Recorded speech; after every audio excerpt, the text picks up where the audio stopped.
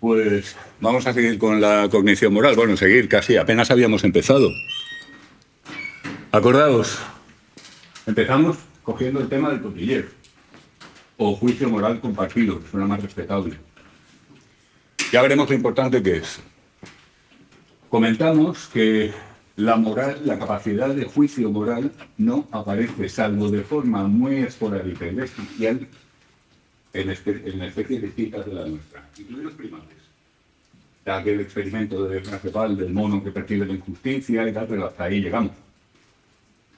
Y en cambio, para nosotros nos hace cambiar drásticamente nuestra forma de vida, nuestro comportamiento y hasta nuestros hábitos. Veíamos los ejemplos un poco humorísticamente de anomalías biológicas como las monjas y los veganos. Son seres humanos que, por razones morales, han cambiado su pauta relativa a las dos funciones más importantes que tiene un ser vivo individual, la alimentación y la reproducción. Hasta ese extremo llegamos. Así que no es un tema, digamos, como, anda, mira qué curioso lo que tenemos nosotros y que no tienen los animales. No, es un tema que tiene trascendencia y tiene importancia.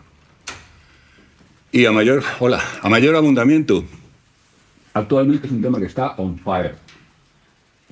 Hace como una década aproximadamente, pues, con todos los trabajos que comentaremos algunos de ellos, de Haidt, de Green, Joshua Green, de Mark Hauser y de algunos otros, pues están pasando dos cosas. Una, que estamos averiguando y aprendiendo y avanzando muchísimo en nuestra comprensión científica de este terreno.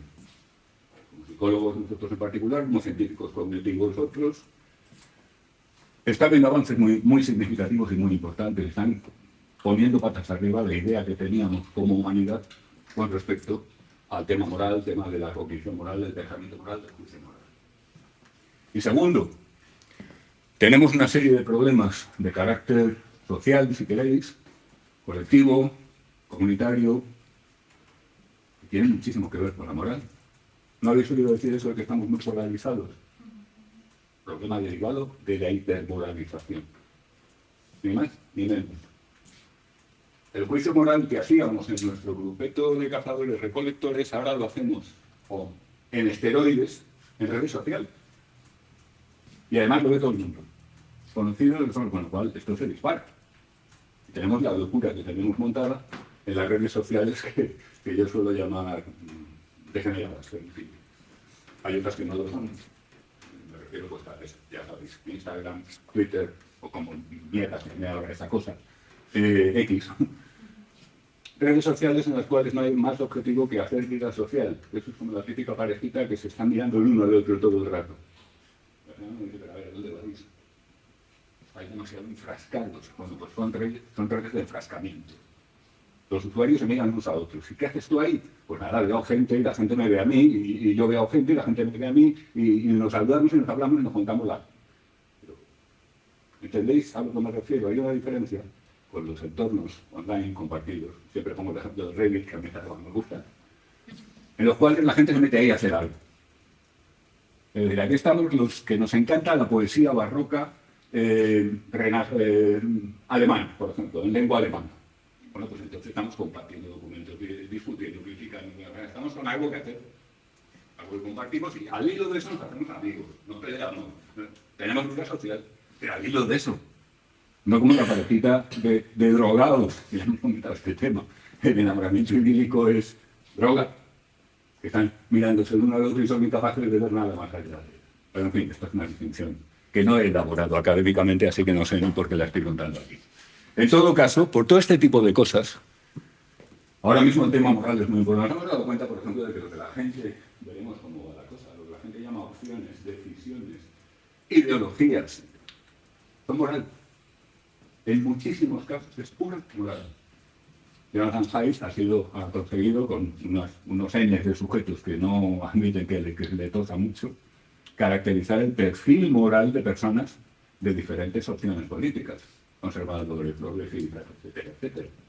Y es un perfil moral en gran medida compartido por todas las personas que luego te dicen que tienen esa característica. Es decir, no es solamente ya que estemos aprendiendo cosas, es que además, ahora mismo el tema de la moral, os lo he comentado más de una vez, os acordáis, y todo lo lleváis al terreno moral, a lo mejor es un signo de vuestro tiempo.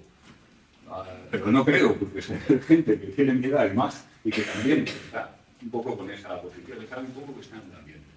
Estamos hipermoralizados. Bueno, pues vamos a ver qué podemos entender de esto. Algunas distinciones previas, ¿vale? Antes de entrar directamente a nuestro tema. Distinción fundamental. Cognición moral no es filosofía moral. Son dos cosas distintas. No son independientes, por supuesto se interinfluyen, y ya veremos que tomamos conceptos que son de la filosofía moral y los aplicamos nosotros en nuestro asunto, pero la filosofía moral tiene como objetivo la formulación racional especulativa, filosófica, de los principios generales de la buena conducta. ¿Cómo sería un conjunto de principios que, si alguien los sigue, diríamos que tiene una conducta moralmente buena? ¿Vale? Objetivo interesantísimo. La filosofía moral y ética no admite mucha matización. Hay quien lo intenta hacer. Yo no la veo, francamente. Voy a tratar ética y filosofía moral como si fueran sinónimos a estos efectos. Además, cátedra de filosofía moral, cátedra de ética. ¿Qué enseña uno, qué enseña el otro? A mí que me lo explique la diferencia. Pero bueno, cognición moral, objetivo, el estudio de los mecanismos psicológicos mediante los cuales los humanos hacemos juicios morales y mediante los cuales una inteligencia artificial podría hacerlos. Recordad que estamos en ciencia cognitiva, no solo en psicología. Hola.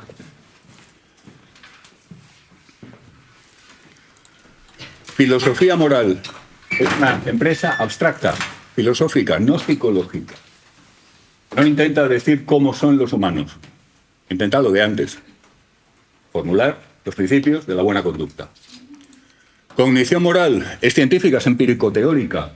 Lo que nos interesa en cognición moral no es cuál es el ideal de la filosofía moral, de cómo hay que vivir o de no. Queremos entender cómo hacen los humanos para hacer juicios morales, para compartirlos, para aplicarlos, etcétera, etcétera, etcétera. Una parte más del estudio de la mente y de la conducta humana. Y en el caso de otros sistemas, por supuesto. En definitiva, la filosofía moral trata de cómo debería ser la vida, la conducta, etc. Mientras que la cognición moral trata de cómo es de hecho nuestro funcionamiento moral. Como todos sabemos muy bien, lo que debería ser y lo que es de hecho, pues no siempre coincide. Y no solo en el orden moral. Lo que tú deberías estudiar para llegar a Bayo y lo que luego estudias, pero ahí, porque coincide más o menos, o puede no coincidir. Y así, sucesivamente. Está claro, ¿no? ¿Alguna duda con esta distinción? Supongo que está claro, ¿no? Está suficientemente acotado. Bueno, pues ni que decir tiene que lo que nos interesa primariamente es esto. Evidentemente vamos a tomar elementos, sobre todo conceptos, términos de que ya estaban muy desglosados en la filosofía moral y que nos sirven para estudiar la cognición moral y para conceptualizarla. ¿Vale? Pero todas esas diferencias subsisten. Cuanto a moral y ética, esta es una distinción quizá menos importante para nuestros fines, pero que conviene también tener presente. Si las vamos a diferenciar, que hay gente que prefiere usarlas como sinónimos, también os lo digo, y tienen sus buenas razones para ello también. La moral es colectiva, es propia de la cultura, del grupo, de la sociedad. Tú vives en una sociedad que tiene una moral. Y esa moral te puede gustar o te puede no gustar. Te la puedes creer o no, o te la puedes no creer. ¿De acuerdo? La moral es pública, digamos. Los romanos hablaban del mos maiorum, las costumbres de nuestros antepasados, de nuestros ancestros, y eran hasta tal punto importantes que podían invalidar una ley. Todavía hoy se enseña a los compañeros que están ahí en la Facultad de Derecho que una de las fuentes del derecho es la costumbre. Mos moris, costumbre, en latín. Vale, pero siempre es algo, los maiorum, plural, nuestros ancestros. Algo colectivo, algo social, grupal. La ética o filosofía moral es individual. No es que no pueda ser, no es que no pueda ser compartida. Es que en su origen tiene la posibilidad de ser individual. La moral no se entiende muy bien como algo individual. Es reflexiva, filosófico-racional. Entonces, tú puedes vivir, por ejemplo, en una sociedad que tiene unos principios morales que cumple y que más o menos tiene implantados, y tú tener en tu cabeza una ética que no cuadra con eso. El caso del librepensador, típico.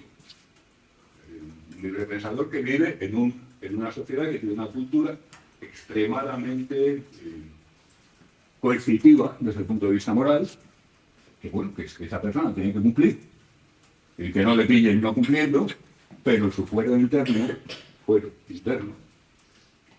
su ética es otra, es diferente. ¿Vale? Pero no solamente, puede ser también todo lo contrario. Alguien puede vivir en una sociedad ultra mega liberal que te deja hacerlo y pensar en su fuero interno que no está bien que una sociedad sea tan permisiva. ¿Lo veis, no? Bien. Principios morales. Llamamos principio moral a una regla sobre lo que es bueno y lo que es malo, lo que se debe y lo que no se debe hacer. Así que como es. No tortures a nadie. No hagas daño innecesariamente a ningún ser sintiente.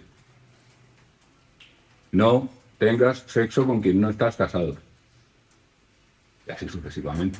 Conste que voy a tener que poner muchos ejemplos y conste que no me los creo, al menos no todos. ¿De acuerdo? A ver si luego alguien va diciendo por ahí que el tipo este que dice en clase a universitarios que está mal tener sexo sin casarse. ¿Vale? Uso y mención, recordadlo. Hay dos tipos de principios morales. Este es uno de las ideas que tomamos de la filosofía moral y que vamos a encontrar que nos resulta muy útil en nuestro contexto de cognición moral. Principios morales deónticos son aquellos que se consideran, se tratan como axiomáticos, porque así debe ser. Por contraste, los principios morales consecuencialistas se basan, como su nombre indica, en los efectos, en las consecuencias de la acción. Esta acción es mala porque tiene como consecuencia tal cosa. Esta acción es buena porque tiene como efecto tal cosa que es deseable. Cuidado que en un principio deóntico, sea cual sea la consecuencia, el principio dice eso y eso va a misa, como se suele decir. ¿Vale? Esa es la diferencia. Una diferencia que es más nítida conceptualmente, así en abstracto, como veremos luego cuando lo intentamos llevar a los terrenos prácticos. Donde a veces llamamos sistema moral a un conjunto de principios morales. Sistemas morales suelen tener, frecuentemente tienen nombre, apellido. Se puede hablar de un sistema moral ultraliberal, por ejemplo. Se puede hablar de un sistema moral europeo central. Se puede hablar de un sistema moral norteamericano, Canadá, Estados Unidos, con el añadido frecuente de Australia, que no está en el norte, pero que da igual, pero suele estar en el mismo barco. Los sajones, al fin y al cabo, a lo mejor debería ser. Lo veis, ¿no? Sistemas morales, algunos de ellos que son de colectivos mucho más pequeños. La gente que está en determinadas situaciones de penalización social, carcelaria, está sometida a morales brutalmente restrictivas. Mucha gente pensaría, bueno, pues una cárcel está llena de gente inmoral. ¿Qué va? Hay una moral que mucho cuidadito con saltársela. La moral se puede relacionar con la religión. ¿Se puede? Relacionar. Claro, las religiones característicamente ofrecen, entre otras cosas, un sistema moral. O hablar de un sistema moral católico, que sería diferente de sistemas morales de distintos tipos protestantes. O hablar de un sistema moral o varios musulmán. Y así sucesivamente. Sí, por supuesto. Las religiones son probablemente, históricamente, las primeras formas organizadas de sistemas morales, entre otras cosas. Una religión implica una moral, pero implica mucho más cuestiones. Ahora se debe decir más de una vez que no, a mí lo del cristianismo como moral, bien, pero todas esas cosas que creerse, pues, por ejemplo, la gente lo diferencia claramente. ¿De acuerdo? Sí, vamos, la religión, ahora mencionaremos un poquito alguna cosa. Idealmente un sistema moral debe ser completo y coherente. Un sistema moral es completo si y solo si no existe una situación moralmente relevante a la que el sistema no pueda dar respuesta. No te puede decir si es bueno o malo. Pues no es completo si hay tú describes una determinada situación, a alguien que cree en ese sistema y te dice, oye, pues mi sistema no tiene respuesta para eso, no puede ser incompleto. ¿Vale? Situación moralmente relevante, ojo. Se trata de, oye, ¿es moralmente correcto que coja el autobús en lugar del metro? Pues no es moralmente relevante. No, un sistema moral no se puede pedir que responda a eso. Pero sí, por ejemplo, si se puede engañar a alguien con una determinada finalidad, bueno, pongamos por caso. Eso sí es moralmente relevante. Coherente significa que no puede ocurrir que el sistema te dé para dos situaciones que son iguales o que son análogas o que son similares en todos los aspectos importantes, respuestas distintas según los principios que invoques del propio sistema. Como me imagino que ya habréis deducido, no sabemos de ningún sistema moral que cumpla estas dos características. Nunca lo he oído y yo soy de los que piensan, somos muchos, que nunca lo habrá. Que no es posible. Esto no se puede ni en matemáticas, de acuerdo con tú y mi compañía. Así que, ¿claro hasta aquí todo? Es posible hacer los mismos juicios morales sobre la base de principios ya deónticos, ya consecuencialistas. ¿Algún ejemplo? Legalización de las drogas. ¿Está bien legalizar las drogas? Algunos está diciendo, sí. Pero habría gente, no sé aquí, pero ahora está aquí. No, qué horror. Podemos llegar, venga, a favor. Vamos a decir que queremos defender la legalización de las drogas moralmente. Argumento deóntico. ¿Quién tiene legitimidad para decirme a mí que soy un adulto lo que tengo que hacer con mi organismo? Ni el gobierno, ni los jueces, ni nadie. Soy soberano. Porque si no, estamos hablando de una dictadura, de una tiranía o de... Ojo, esto... Argumento consecuencialista. Si legalizamos las drogas, dejarán de estar tan contaminadas, no estarán tan adulteradas, la gente pagará impuestos que servirán, por ejemplo, para rehabilitar a los que abusen. Todos son ventajas. ¿Lo veis? Argumento consecuencialista contra la legalización de las drogas. Bueno, es que entonces vamos a tener, ya tenemos poca natalidad, pero es que si encima permitimos las drogas, se van a morir los jovencitos y los niños incluso a saco. Va a tener malas consecuencias. Argumento deóntico, una sociedad no puede tolerar drogas. ¿Lo veis? Argumentos de los dos tipos para las dos defensas de sí o no. Lo mismo pasa, por ejemplo, con legalizar cosas como la prostitución o la gestación subrogada. ¿A favor de legalizar la prostitución? Consecuencialista. Estará todo más controlado y tanto las personas que trabajen en eso como sus clientes estarán más seguros, etc. Consecuencialista en contra. Se fomenta extremadamente una actividad que al final acaba produciendo mucho daño, mucha miseria y mucha tristeza. Y aumenta los tráficos. Argumento deóntico a favor de legalizar la prostitución. Pues el mismo de antes de las drogas. ¿Quién es nadie para decirme a mí lo que tengo que hacer con mi cuerpo? Yo quiero vender mis favores sexuales. Nadie tiene por qué decirme nada. Nadie es quien para prohibirme. Ahora es que hablamos de algo que no tiene nada que ver con las consecuencias, que luego para mí será bueno, será malo, para el otro será bueno, será malo. Yo lo que sostengo es un principio que es axiomático. Yo soy libre. Y nadie está legitimado para interferir en algo que no afecta a terceros. ¿Se ve? Argumento deóntico en contra.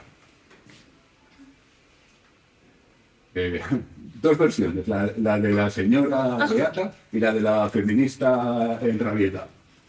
La señora Beata dice: el cuerpo de la mujer es la Virgen María, es sagrado, ¿cómo lo vamos a machicar? Y la feminista enloquecida dice: esto es una degradación del cuerpo de la mujer, que no sé qué, y que no sé cuánto. Son dos argumentos muy parecidos, curiosamente. ¿Lo veis, no? Pero estamos haciendo argumentos a favor y en contra, consecuencialistas y deónticos. Digo esto porque muchas veces la gente saca la impresión de: vale, lo deóntico es lo de los curas y lo consecuencialista es lo de la gente razonable. Argumentos más o menos razonables, deónticos, consecuencialistas, a favor de cosas y en contra de cosas. Bastante ortogonal todo ello. ¿Vale? ¿Alguna duda hasta aquí? Bueno, con la gestación subrogada, 3/4 de lo mismo que con la prostitución. Con la interrupción voluntaria del embarazo, os lo dejo como ejercicio.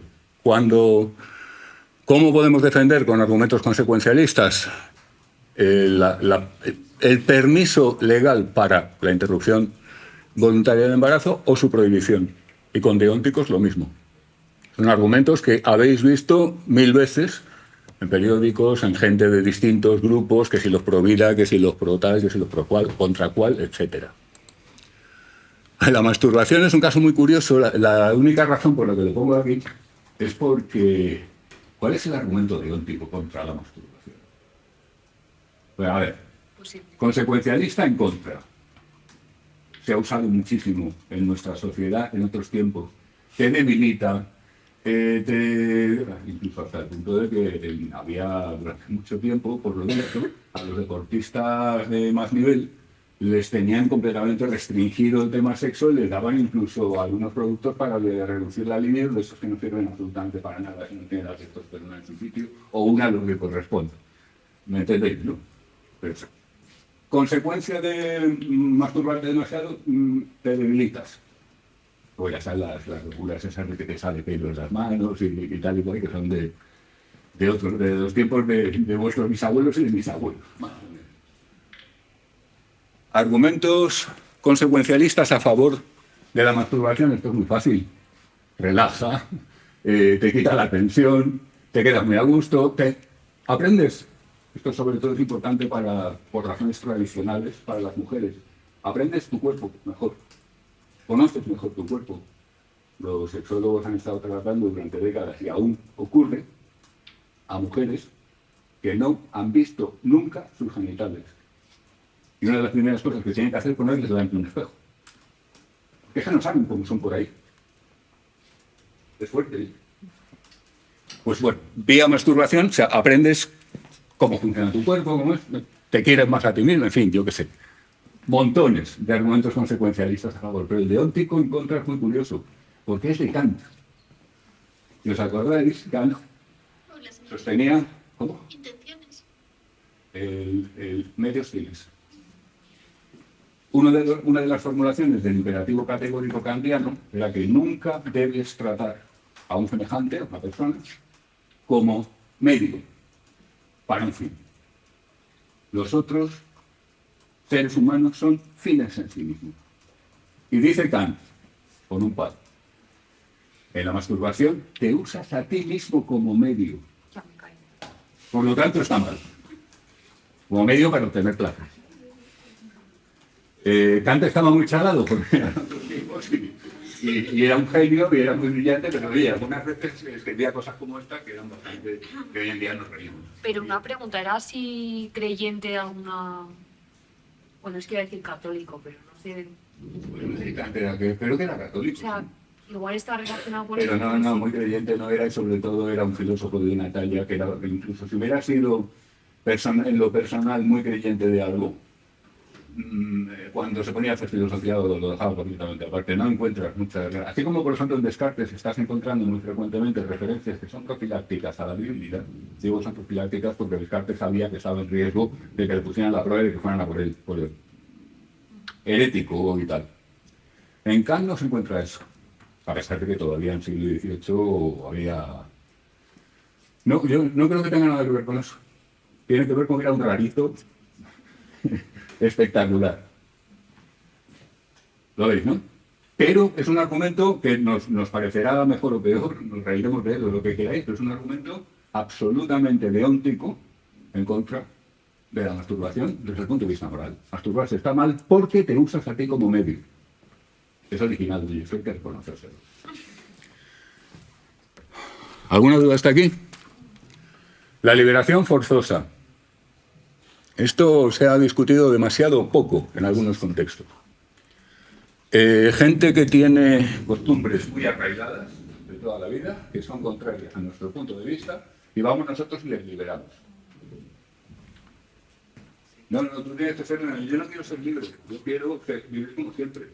Que ya tengo mis 60 y tantos años y no estoy yo ahora para... No tengo el estepa para vivir, ¿no? ¿Lo veis, no? Por otra parte, vemos claramente que ese individuo, esa persona, a mujer o ese hombre, están subyugados. Pero es que quieren seguir ahí. Oye, esto es como cuando los nazis hacen unas elecciones y votan a Hitler. Una de las paradojas del póker. Pues hay argumentos a favor, en contra, deónticos, consecuencialistas, el adoctrinamiento infantil. Probablemente mucha gente le parecería mal que un padre y una madre a su niño de 1 año le pusiera una camisa azul y el emblema de la falange y le enseñaran a cantar el Cara del Sol. ¿Verdad? O una camiseta con una voz sin martillo. Bueno, la camiseta es una camiseta, el niño sabe lo que es. No, pero es que además lo llevamos a las reuniones y a las manifestaciones y le enseñamos los gritos y tal. Tanto unos como otros. No sé, yo creo que a muchos nos chirría. Déjale que crezca, que se haga mayor y que luego elija lo que quiere ser, ¿no? Ya bastante influencia vas a tener. Pero luego fíjate lo que pasa. Los bautizamos. Los bautizamos. Pero vamos a ver, y así estamos todos. Y luego, como la iglesia no te deja apostatar, porque te plantea un infierno burocrático, pues ahí te quedas. Contabilizando como católico, pues mucho que no te lo creas. ¿Por qué no te dejan?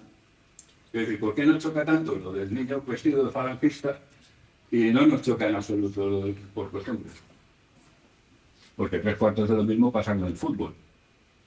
Niños vestidos del Atleti de arriba a abajo. Bueno, pues esto, por otra parte, te dicen, los padres tienen el derecho, además está reconocido por todos los sistemas legales de nuestro entorno, incluido el nuestro desde luego, el derecho a criar y educar a sus hijos de acuerdo con sus propias convicciones.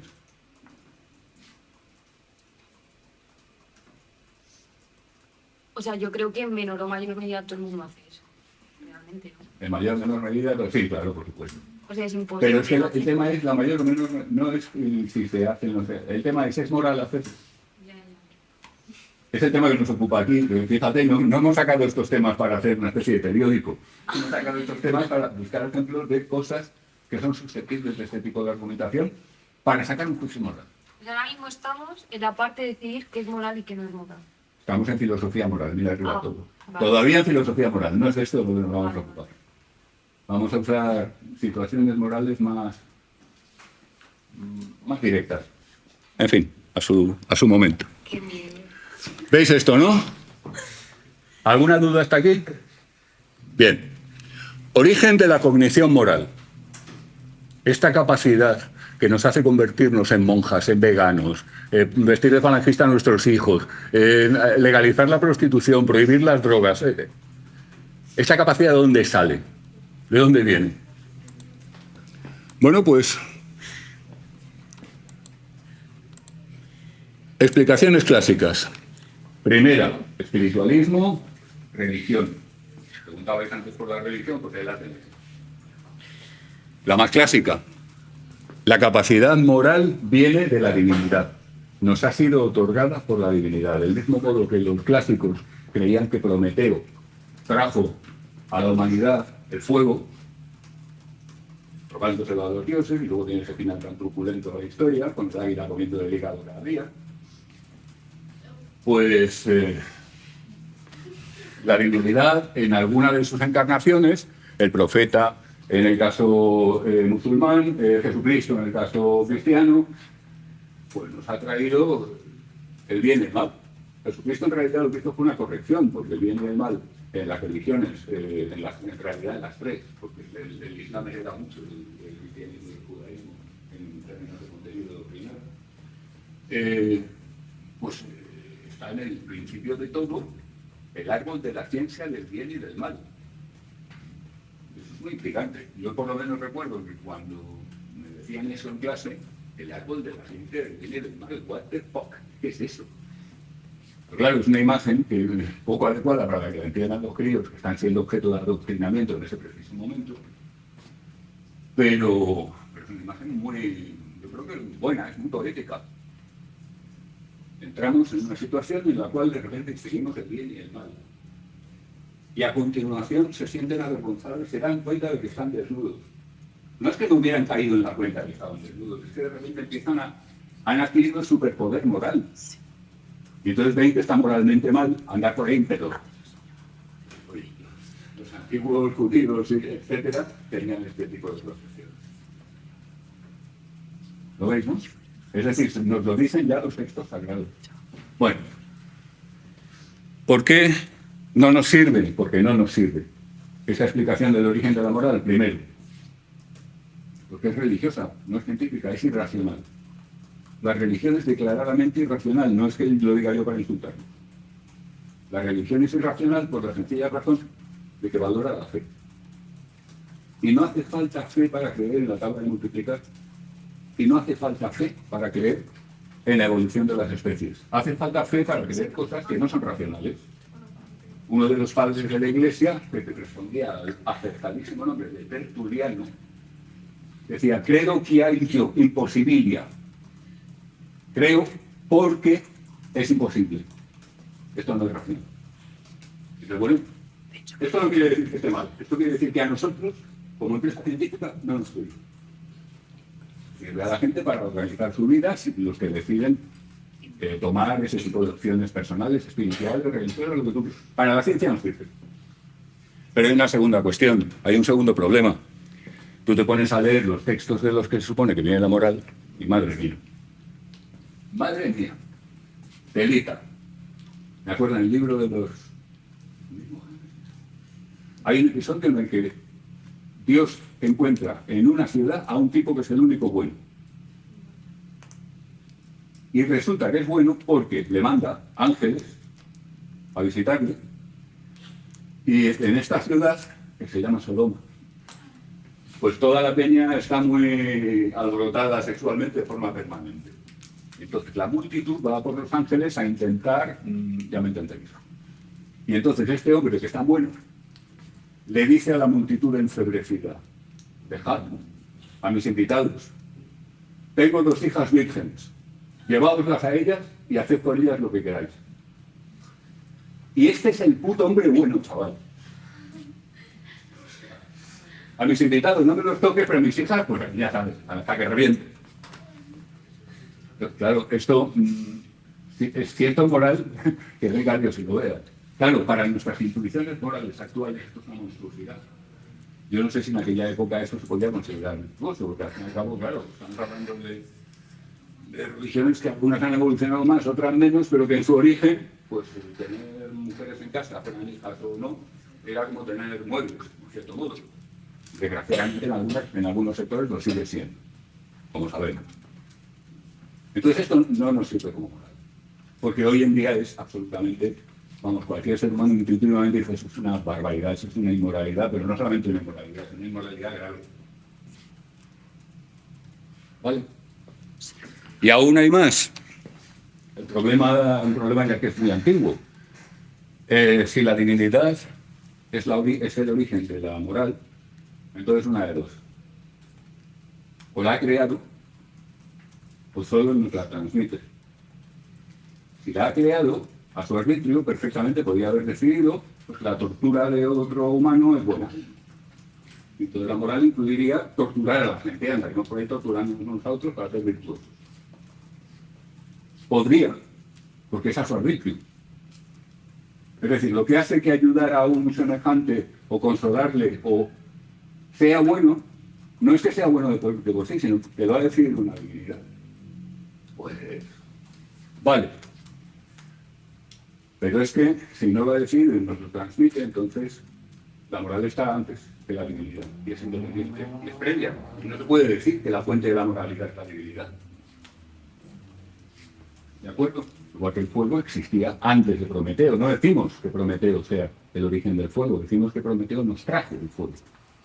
Ninguna de las dos es satisfactoria, ni para los creyentes, ni nos sirve a nosotros para fines científicos. Vamos, que todo esto está muy bien para quien tenga las creencias correspondientes, pero en el contexto del trabajo científico no sirve.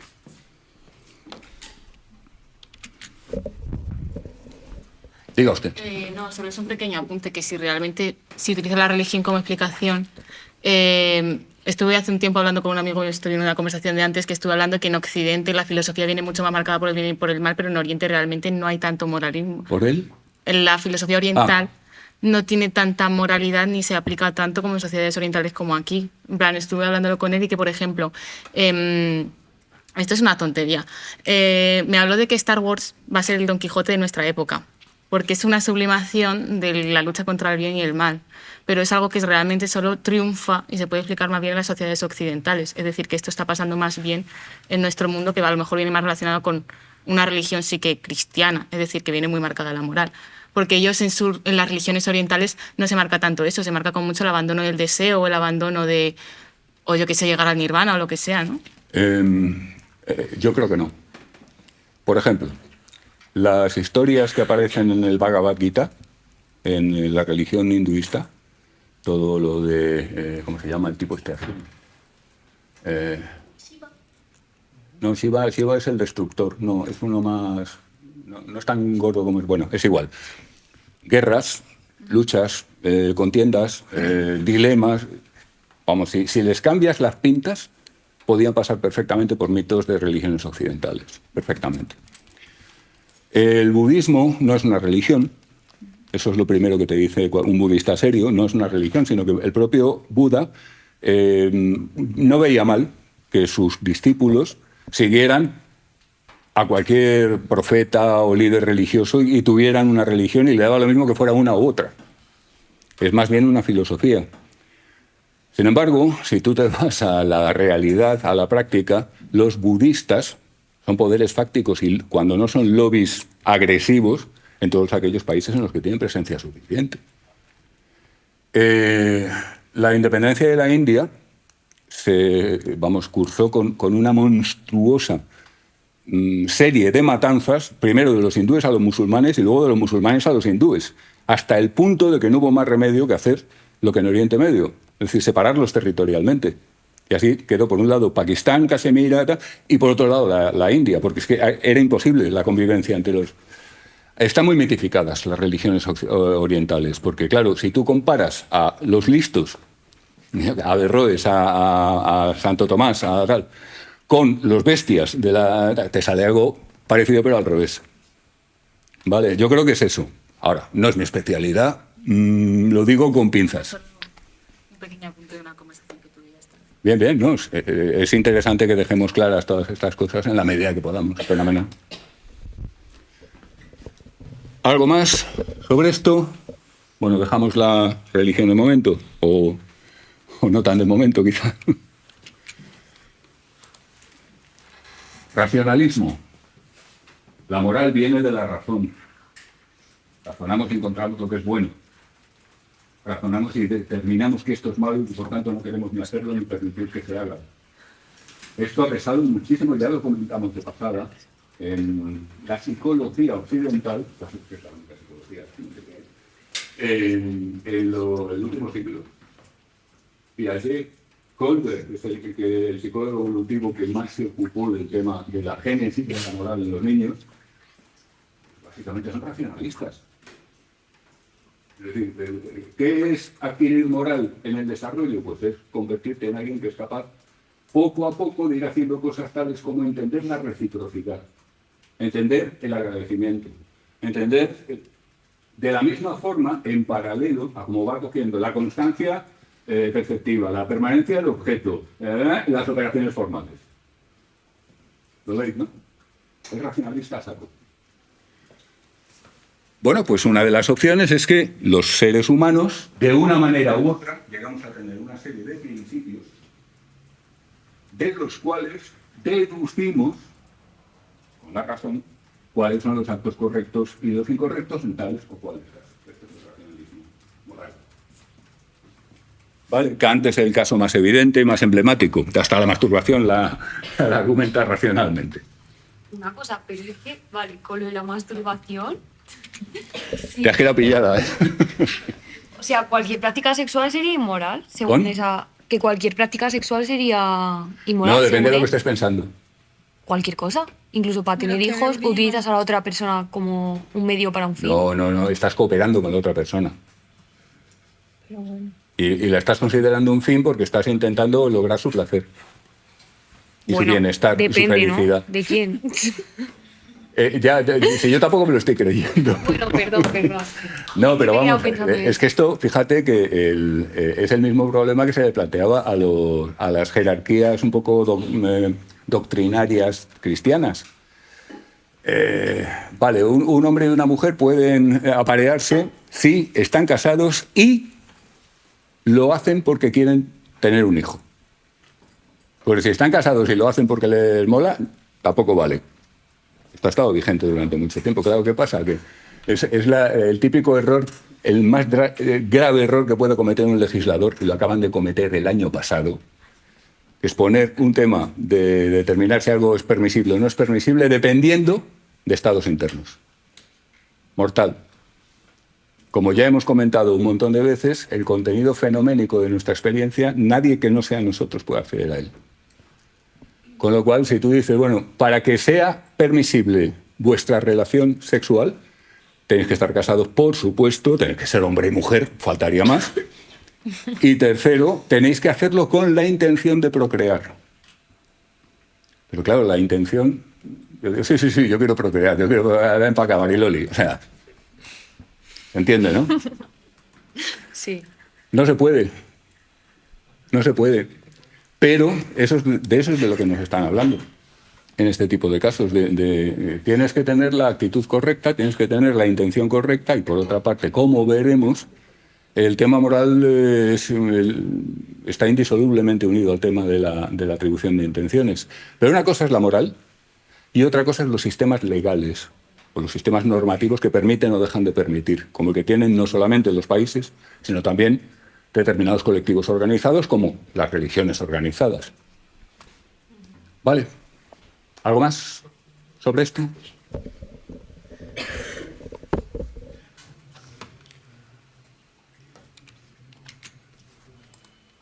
Emocionalismo, Hume. Hume era un monstruo.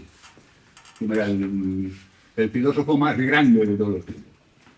Y no estoy exagerando lo más mínimo. Bueno, no estoy exagerando, estoy haciendo un programa que es personal y transferible. Pero Hume es una bestia filosófica. Y Hume viene a decir, cuando usted hace un juicio moral, y se pone a hacer juicio moral, atención, pues intenta decir cómo funcionamos. Cuando usted hace un juicio moral, lo que ocurre es que ha visto un acto que le ha provocado un sentimiento agradable. O bien, ha visto un acto en usted o en otro que le ha provocado un sentimiento de desazón, de malestar. Y luego se nota una política. Esto es lo que se considera el emocionalismo. ¿Sabéis lo más fuerte de todo? Que la investigación actual le da la razón. Y lo vamos a ver. Lo vamos a ver. Nuestras kantianidades morales, racionalismos, son ornamentos. El juicio moral se hace con las emociones. Y lo vamos a ver, de verdad, es importante. Es importante porque la gente está engañadísima con eso. Y la gente puede estar como quiera, pero los psicólogos tenemos que saber todo lo posible cómo funcionan los seres humanos. Vale, en todo caso, esa es la propuesta de Hume en un pasaje hiperfamoso. Si alguien ha oído una frase de Hume, habrá oído aquella de la razón es esclava de las pasiones. A esto se refiere precisamente.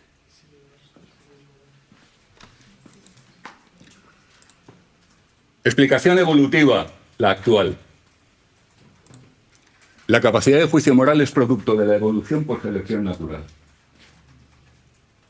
Esa es la idea, sencillamente. No estamos hablando de algo que nos han dado los dioses, ni que dimana de nuestra racionalidad, ni necesariamente algo que es puro sentimentalismo, no. Sencillamente, la capacidad moral, aquellos individuos que la tenían, se han reproducido más que los que no la tenían, hasta el punto de que esa capacidad se ha extendido a toda la población, exactamente igual que cualquier otro rasgo de los que son objetos de selección natural. Pero cuidado, para que podamos hablar justificadamente de una explicación evolutiva, hay que cumplir algunas condiciones. Las tres más evidentes son las siguientes. Primero, esa característica tiene que ser universal en la especie. Si está en los europeos, pero no en los asiáticos, la diferencia genética entre un europeo y un asiático es ridícula. Ridícula. Mínima. Y lo mismo me da un africano, ¿eh? Y lo mismo me da cualquier ser humano. La variabilidad genética de nuestra especie es increíblemente pequeña para el número de gente que somos. Ya creo que vamos por los 8.000 millones de humanos, ¿no? ¿Decías que no? Creo, no recuerdo. Pues... Voy a buscar. Vale, míralo y así salimos de dudas. Pero vamos, más de 6.000 millones de humanos somos. Y creo que no llegamos a los 9.000 millones porque de ese orden es lo que dicen los demógrafos que por ahí nos vamos a estancar. Ya veremos.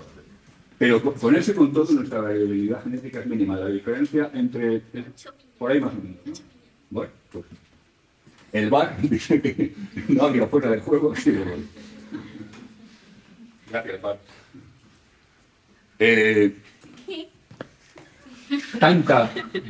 Tanta cantidad de ejemplares y tan poca variabilidad genética indica que somos todos descendientes, evidentemente, de un grupo muy pequeño de supervivientes relativamente recientes. Y los datos paleológicos y demás así lo indican también.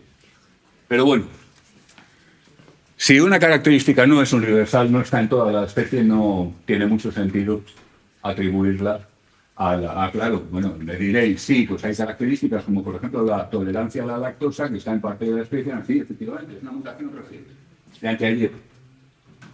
Pero es que esto está en todas las culturas, en todas.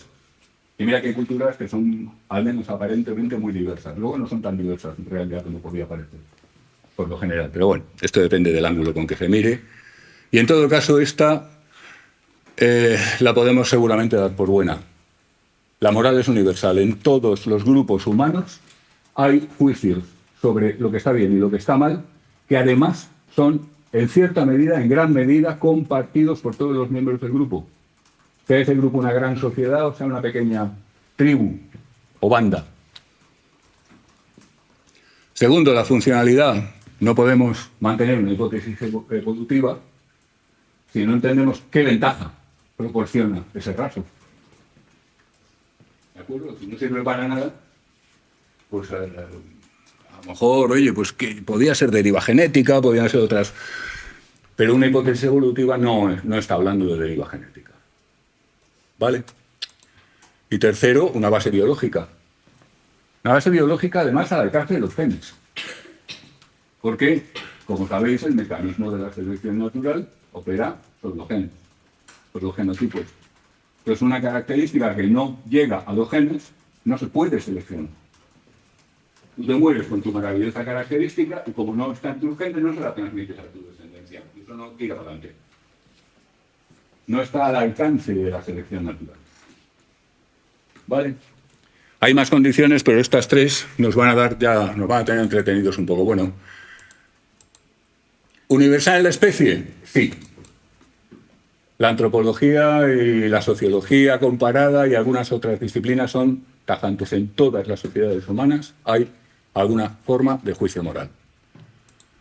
Funcionalidad, potenciar la cooperación. Esta es la hipótesis que vamos a ver a continuación. Ya es bastante más que una hipótesis a estas alturas. Y la base biológica la vamos a dejar de momento para considerarla un poco más adelante. Ya seguramente el próximo día. ¿Claro hasta aquí? Por tanto, vamos a ver un poco sobre la funcionalidad, para qué sirve la capacidad moral, en términos que sean relevantes desde el punto de vista selectivo. La cooperación es absolutamente fundamental para la supervivencia de las especies que se han apoyado en ella. Hay especies no cooperativas. Hay infinidad de invertebrados, que cada uno a su rollo, pero entre los mamíferos están los zorros, por ejemplo, que no son cooperativos en absoluto, y que están muy cerca de los lobos, que sí lo son. ¿Lo veis, no? Están las termitas y compañía, cuyas capacidades cooperativas enormes se explican fundamentalmente por el, ya sabéis, el algoritmo de parentesco, el fenótipo extendido, todas estas ideas tan potentes de finales del siglo XX. De gente como Haldane, como Maynard Smith, como Dawkins, etc. Esto ya lo sabéis. Pero en nuestro caso es un poco más intrigante. Tenemos que hablar de 3 tipos de cooperación: activa, pasiva y negativa o punitiva. Las 3 son fundamentales. Para nuestra especie, la cooperación es absolutamente vital. Hemos entrado en esa ruta y ya no podemos salir. Seres humanos que no estén en entornos cooperativos mueren. Ya os he puesto este ejemplo alguna vez. Mira a tu alrededor, estés donde estés, y de todo lo que tienes por ahí, al alcance de la mano, a la vista, ¿cuántas de esas cosas eres capaz de hacer tú con materias primas? El resultado es 0. Prácticamente siempre. Depende de que alguien ha hecho la tela, alguien la ha montado, alguien, y tú estás aportando tu granito de arena. Porque hay gente que repara móviles y gente que los fabrica. Y suelen acabar con trastornos muy severos que tú les puedes ayudar a recuperar como psicólogo. Por ejemplo. Es decir, cada uno hace su pequeña cosita, y esto como ejemplificó maravillosamente Adam Smith en La riqueza de las naciones, da lugar a una potencia en términos de capacidad de buen nivel de vida verdaderamente espectacular. Pero es que no podemos vivir sin eso. Que más, incluso hemos evolucionado siendo cooperativos. No podríamos ser probablemente ni bípedos, ni carecer de una buena capa de pelo como la que tienen los chimpancés. Las diferencias entre nosotros pues, son evidentes, pero no son importantes en términos de cobertura. ¿Me entienden, no? Así pues, sin cooperación no podemos ir a ninguna parte, pero además de 3 tipos. Cooperación activa, película del oeste antigua. Los colonos se establecen en una determinada zona y empiezan a construir su granja, y cuando van a construir el granero llegan los colonos de los alrededores para ayudarles. Y luego a ellos les toca también ir a ayudar a otros colonos cuando construyen o reparan sus graneros. Cooperación activa, tenemos algo para ayudar normalmente con reciprocidad. Hacemos cosas. Pero también cooperación pasiva, que consiste en no hacer cosas. Esto ya es menos probable que uno espontáneamente tienda a llamarlo cooperación, pero también lo es. Tú, por ejemplo, no coges un objeto que pertenece a una compañera aprovechando que ella está descuidada. No lo haces. Y le tienes mucha envidia porque te encanta ese rotulador. ¿Entendéis, no? Pero te abstienes de hacerlo, y a eso es a lo que llamamos cooperación pasiva.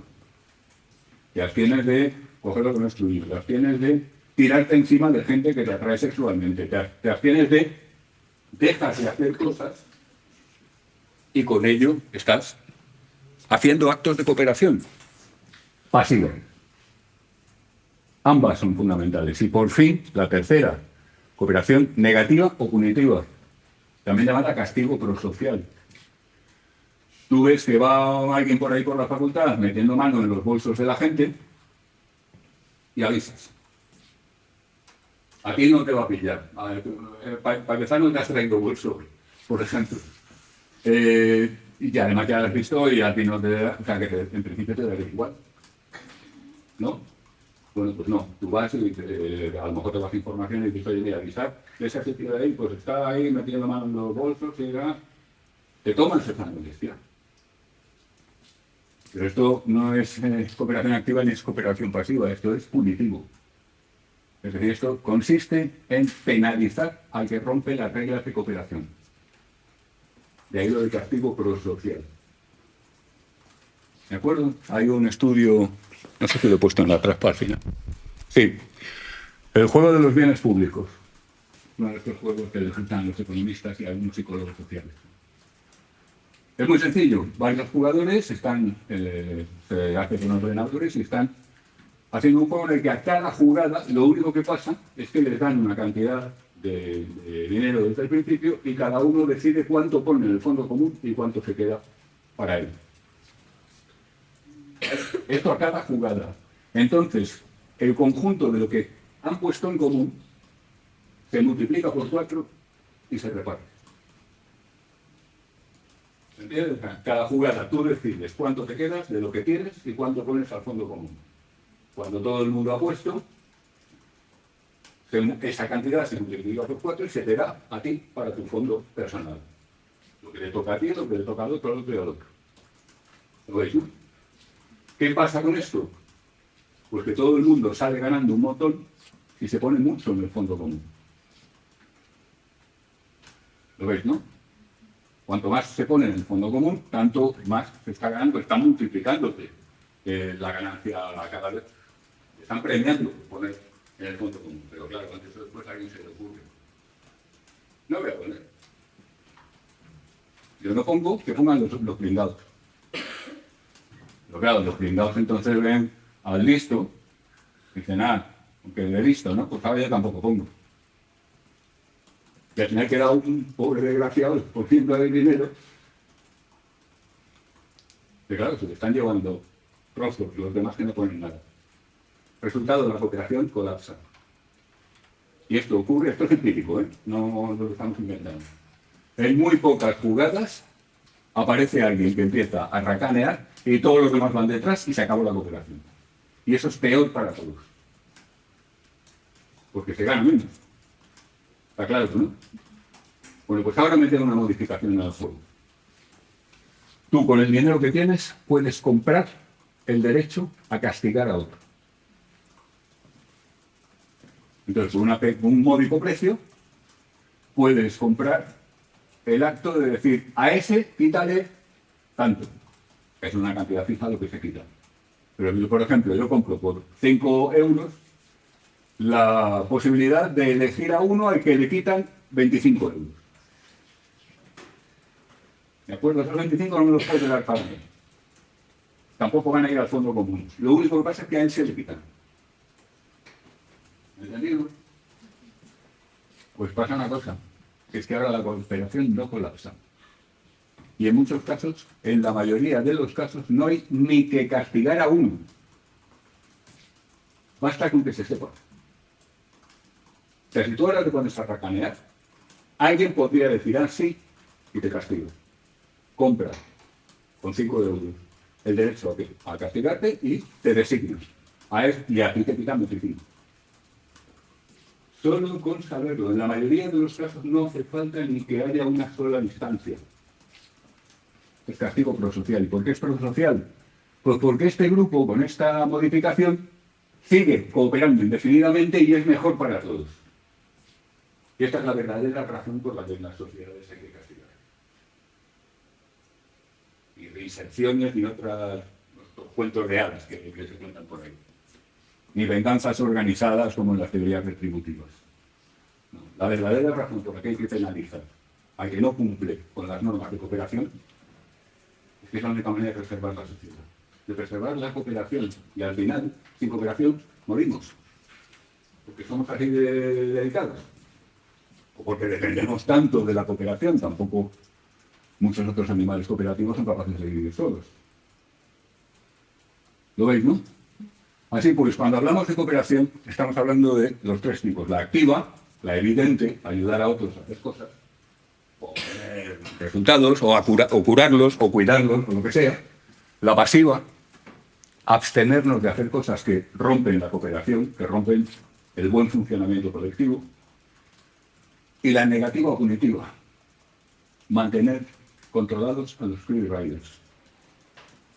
La cooperación siempre es inestable. por la sencilla razón de que es contra natura, en cierto modo. Es decir, aquí al final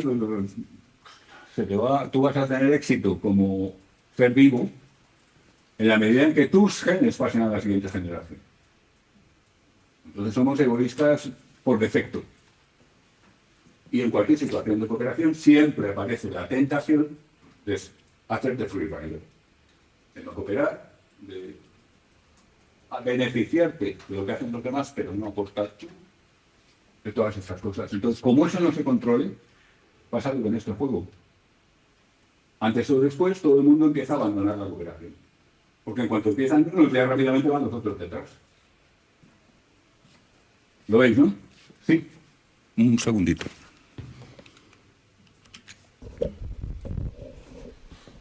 El tema del castigo prosocial, realmente hasta qué punto funciona. Porque si hay alguien que está dispuesto a saltarse las normas, a lo mejor lo que intenta es encontrar una forma en la que no se exprese o se pueda ver lo que está haciendo, pero sí poder hacerlo.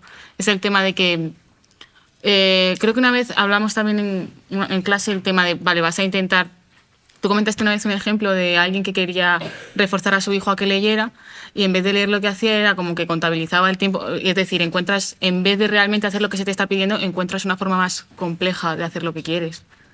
¿Hasta qué punto funciona? ¿Hasta qué punto no va a hacer que alguien desarrolle una estrategia incluso más compleja y que sea más difícil incluso pillarle? A ver, si lo que tú estás haciendo no resulta visible, pues cabe pensar que entonces tampoco tiene demasiado impacto en el bienestar de los demás o en el funcionamiento de la cooperación. Es decir, el chaval que está... Al final, el intentar que el niño lea, pues a ti no te reporta nada, es por él. Es decir, entonces, pues que te las apañas para hacer como que lees y no... Bueno, vale, yo he cumplido como madre o como padre simplemente con hacer todo lo que pueda, ya está. Pero en este caso, lo que ocurre sencillamente es que se va a ver. O sea, es decir, el que no está cooperando se le ve. Es como, yo qué sé, un grupo de gente que está haciendo pues, una mudanza, una obra o algo por el estilo, y pues si hay uno que no está moviendo nada, pues se nota. Y si solamente lleva una cajita, pues se nota. Y si solamente pone un ladrillo y luego se va a fumar un cigarro, pues se nota. Esta es un poco la cosa. Ahora, lo que no se nota, lo que uno consigue, bueno, pues ahí hay un margen. Es decir, el castigo prosocial, si a lo que te refieres es a que no funciona en el 100% de los casos con total efectividad, desde luego que no. Y me refiero también en el tema del punitivismo, el hecho de amenazar con tener castigo muy grande a gente que cometa cierto tipo ¿Cómo? El tema del punitivismo, Sí. amenazar con castigo muy grande, por Sí. ejemplo, el tema de la condena de muerte, tal, no sé qué, Sí. o cualquier tipo de... el hecho de que no contar con una rehabilitación más allá de, bueno, entrar en principios morales, ya entras en la cosa de, vale, estás poniendo una condena muy grande a alguien que va a violar, por ejemplo, que le impide entonces matar para que esa persona no lo cuente. Me explico en el sentido de que intentas poner un castigo para evitar que se haga algo y aumentas el castigo, pero lo que está llevando es a una consecuencia de que esa persona hace algo aún más grande y peor para evitarlo. Claro. Vale, ¿hasta qué punto? Si me voy a llevar un castigo de este tamaño, pues ya lo hago todo. Sí, porque... Esa es un poco la... Pero yo creo que ya... Esto lo hablamos en el foro, si no recuerdo mal. Pues, Lo que funciona, lo que es eficaz, es aumentar la probabilidad de penalización. Es decir, la eficacia del sistema de persecución del free rider. No el tamaño del castigo. El tamaño del castigo no funciona. Tú aumentas... A ver, la gente pide que se aumente la pena a no sé quién. Porque pues, acaba de haber, por ejemplo, un secuestro con un... Pues a los secuestradores que les suban las penas. Una violación particularmente sañuda era que a los violadores les suban las penas. Que subir las penas... Si lo quieres hacer por reciprocidad, es decir, por venganza social, tú verás. Pero no me cuentes que es por reducir el delito, pues no funciona. Lo que funciona no es aumentar la pena, lo que funciona es aumentar la eficacia del sistema. Entonces, si tú tienes un delito determinado, ponle violación de menores, de rollo pederasta, una pena, cadena perpetua, prisión permanente revisable, enorme. Muchos dirían que no es lo bastante enorme para eso, pero como aquí no usamos la pena de muerte, pues vamos a dejarla fuera. Subes la pena a eso y no te cambia mucho la cosa, a menos que modifiques el número de los que pillan. Si tú la pena la mantienes relativamente baja, pero el porcentaje de los que cometen el acto acaban recibiendo la pena aumenta, entonces disminuye el delito. Eso está comprobado en estudios criminológicos, antropológicos, etc. Lo que cuenta es ¿qué ocurre? Que claro, si tú eres un político, pues lo que mola es decir, vamos a aumentar la pena y tal, porque se lo escribes en el BOE y ya está. Y efectivamente se aumenta la pena, pero eso es muy barato. Lo que es muy caro es mejorar los medios de la policía, mejorar los medios de los cuerpos judiciales, mejorar todo este tipo de cuestiones. Eso ya es muy complicado, muy caro. Aumentar la probabilidad de capturar al malo es muchísimo más costoso que aumentar la pena, que es prácticamente gratis. Entonces, por eso la gente que está cabreada en la calle se pone vengativa y los políticos encantados porque esa vengatividad se les da y todo el mundo tan contento. Y el delito sigue en las mismas cifras. Si quieres reducir las cifras, aumenta la probabilidad de condena. Sí. Que lo del juego de los bienes públicos y todo esto, al final mi pregunta es, por ejemplo, en países o en culturas con una moral mucho más colectivista, ¿también se aplica esta tendencia, por así decirlo, maximizar el beneficio propio y minimizar la implicación, o cambia algo? No cambia mucho. No cambia mucho. Hay algunos estudios que utilizaban muestras de culturas diferentes de la occidental. Ten en cuenta además que a estas alturas ya de hablar de distintas culturas es un poco hablar por hablar. Ya no quedan culturas muy diferentes. Decís en el foro algo sobre me parece que es Rosa. No está por aquí. Sobre la cuestión de la gestión del tiempo, que en los orientales sería más circular, más cíclica, y en los occidentales sería más prisas, más eficacia, más una cosa detrás de otra y lo más... Justamente leí ese post cuando estaba viendo yo un vídeo de YouTube en el que un tío contaba cómo mejorar el workflow, el flujo de trabajo, en la aplicación de una serie de procedimientos a muestras musicales. Y el tío era chino. Y lo que hacía era fabuloso, desde el punto de vista de la eficacia. Pero era algo que el tópico atribuiría a uno de Nueva York. Y a lo mejor era de Nueva York, pero desde luego era oriental. O sea, sus rasgos eran inconfundibles. Hoy en día ya las diferencias entre culturas se están acabando. Y, oye, probablemente está bien que así sea porque la gente se está cambiando donde quiere estar. Así que... Pero vamos... Aquí pasa un poco lo mismo que decíamos antes con las religiones. No son, en la práctica, en la vida real, tan diferentes en su funcionamiento las personas de carne y hueso de Oriente que las de Occidente.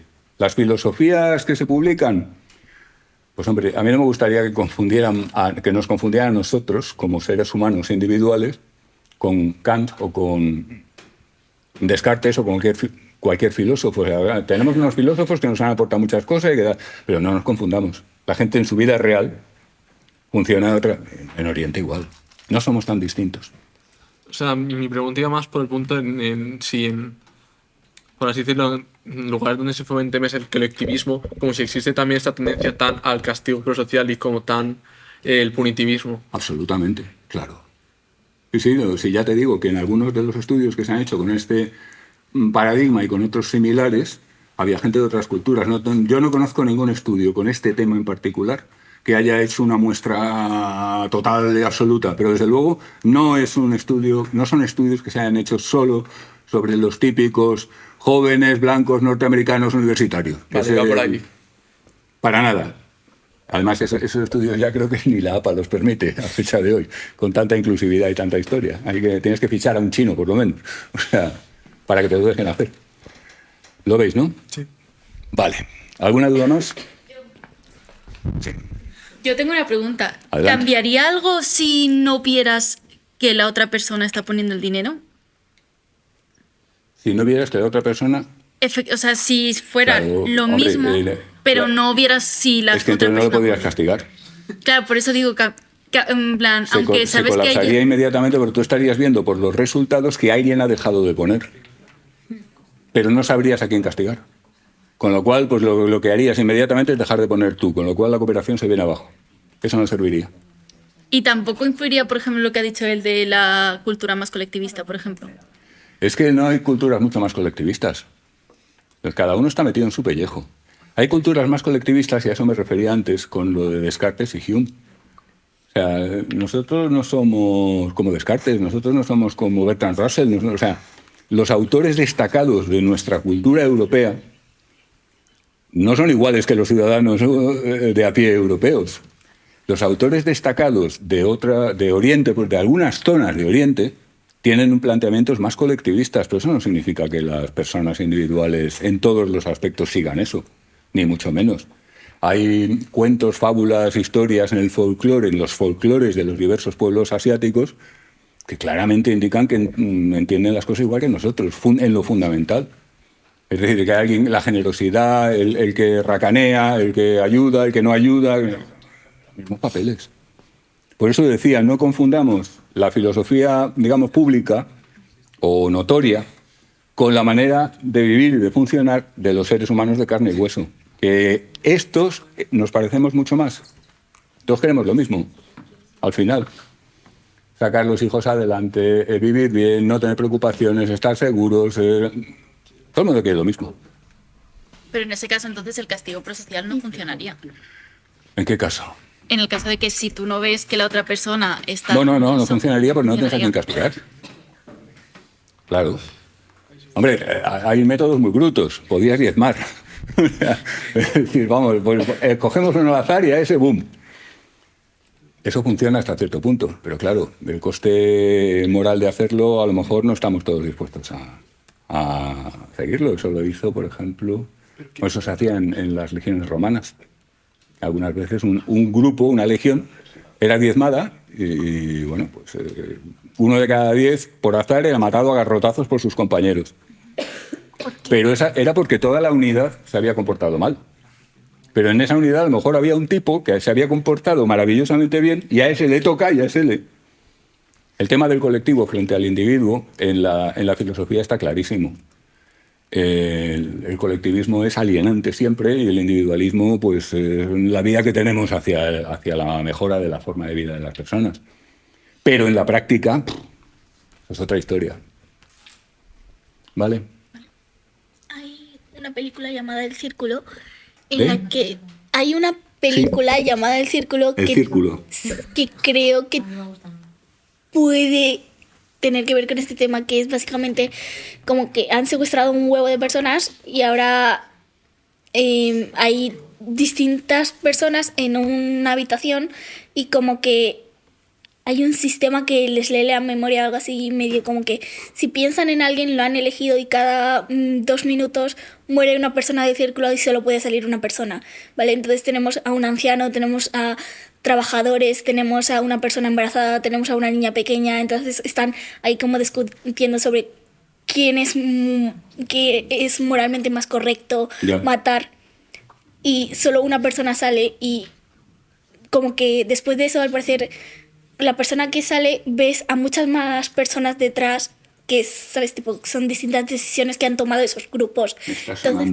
Entonces, en este grupo es como que sale una persona que no es, ¿sabes? Tipo, no es ni embarazada, ni un buen trabajador, ni nada así, porque como que ha conseguido convencer a los demás de que él va a apoyar para que la chica embarazada salga porque son 2 vidas, pero en cambio a la hora del último voto mata a la chica embarazada. El caso es que el círculo... Ah, de nada. ¿Eh? Lo siento mucho. Lo siento mucho. Se llama El Círculo. Sí, ya no tiene por qué verlo. Tal y como lo has contado, a mí me suena. Bueno, lo siento algunas mucho. cosas que sí, lo vamos a ver, lo No buscaremos. hace falta. La cosa es que la mata y es como que él mata a esa persona, pero como que ha habido más experimentos del mismo tipo, entonces como que todas las personas ganadoras de estos experimentos salen y hay desde un anciano a un niño pequeño a una chica embarazada, todos, ¿sabes? Tipo, son como personas muy distintas y es como que esos colectivos han hecho decisiones distintas. No... Sí, ¿Eso puede pasar? claro. ¿Sin problema? Sobre la película, yo más o menos la he visto, porque es el concepto más o menos de algo, ¿no? Yo creo que al final es un poco como, es un individuo que cambia la decisión del grupo. En plan, creo que estaban siguiendo la misma línea de decisiones, que iba a sobrevivir o la niña o la embarazada, solo que hay como un individuo, por así decirlo, maquiavélico, por así decirlo. Entonces, al final, es lo que cambia es que ha conseguido engañar al resto. En plan, creo que es una pequeñísima excepción, pero todos estaban siguiendo la misma línea moral, porque al final como que se ve que todos los supervivientes son muy parecidos entre ellos. O sea, realmente hay como parecidos entre ellos, hay de todo. Hay un anciano, hay una niña. Sí, pero como que siguen el mismo razonamiento de, ay, que la embarazada, la niña, el anciano, menos justo el individuo que dice... Pero justamente el del anciano no lo entiendo. O sea, el anciano dicen la mayor. O sea, más o menos. Lo siento mucho. Lo siento Edadismo. mucho. Lo siento mucho. Se supone, o sea, uno de los argumentos es que al anciano, pues como no lo van a saber, o él mismo medio se sacrifica porque no va a vivir mucho más. Sí, pero también se puede seguir la línea de razonamiento esta de la persona con más experiencia que se debe respetar, que no sé qué, no sé cuántos. En plan, como que siempre hay una línea de moral, a excepción de justo esta persona que justo en este círculo ha tenido ese triunfo por también habilidades, claro. Estáis argumentando contra Kant. Estáis hablando de la anciana y de la niña como si fueran medios. No, pero es que así se usa Son fines en sí pero mismos. así se usa la película, al final en todo tipo de película en el que se plantea, igual que en todos estos debates morales, o ¿a qué salvas? ¿A los 3 niños o al viejo? No sé qué. Sí, vamos a Al ver final dilemas sí de es así. esos. Vamos a ver unos cuantos. La idea es que no se debe usar así, pero la película te pone en el planteamiento, en todo este tipo de películas te ponen ese planteamiento al Sí, final. sí, claro. Bueno, pues hay que ver el círculo. Sinceramente, Yo en cuanto acabe con las obras completas de Chuck Norris, me la veo. sinceramente la he recordado porque has dicho tú matar. Eso es lo que pasa un poco en el círculo. Entonces, no ha sido exactamente. Ya. I'm sorry. Yo quiero verla y luego ya lo comentamos, y eso. Yo me la empecé los 2 primeros minutos. Vaya, hombre. Pero cuando mataron a la niña te cabreaste, ¿no? Bueno. Queda claro, esto es lo que entendemos por cooperación, esto es lo que se supone que la moral fomenta.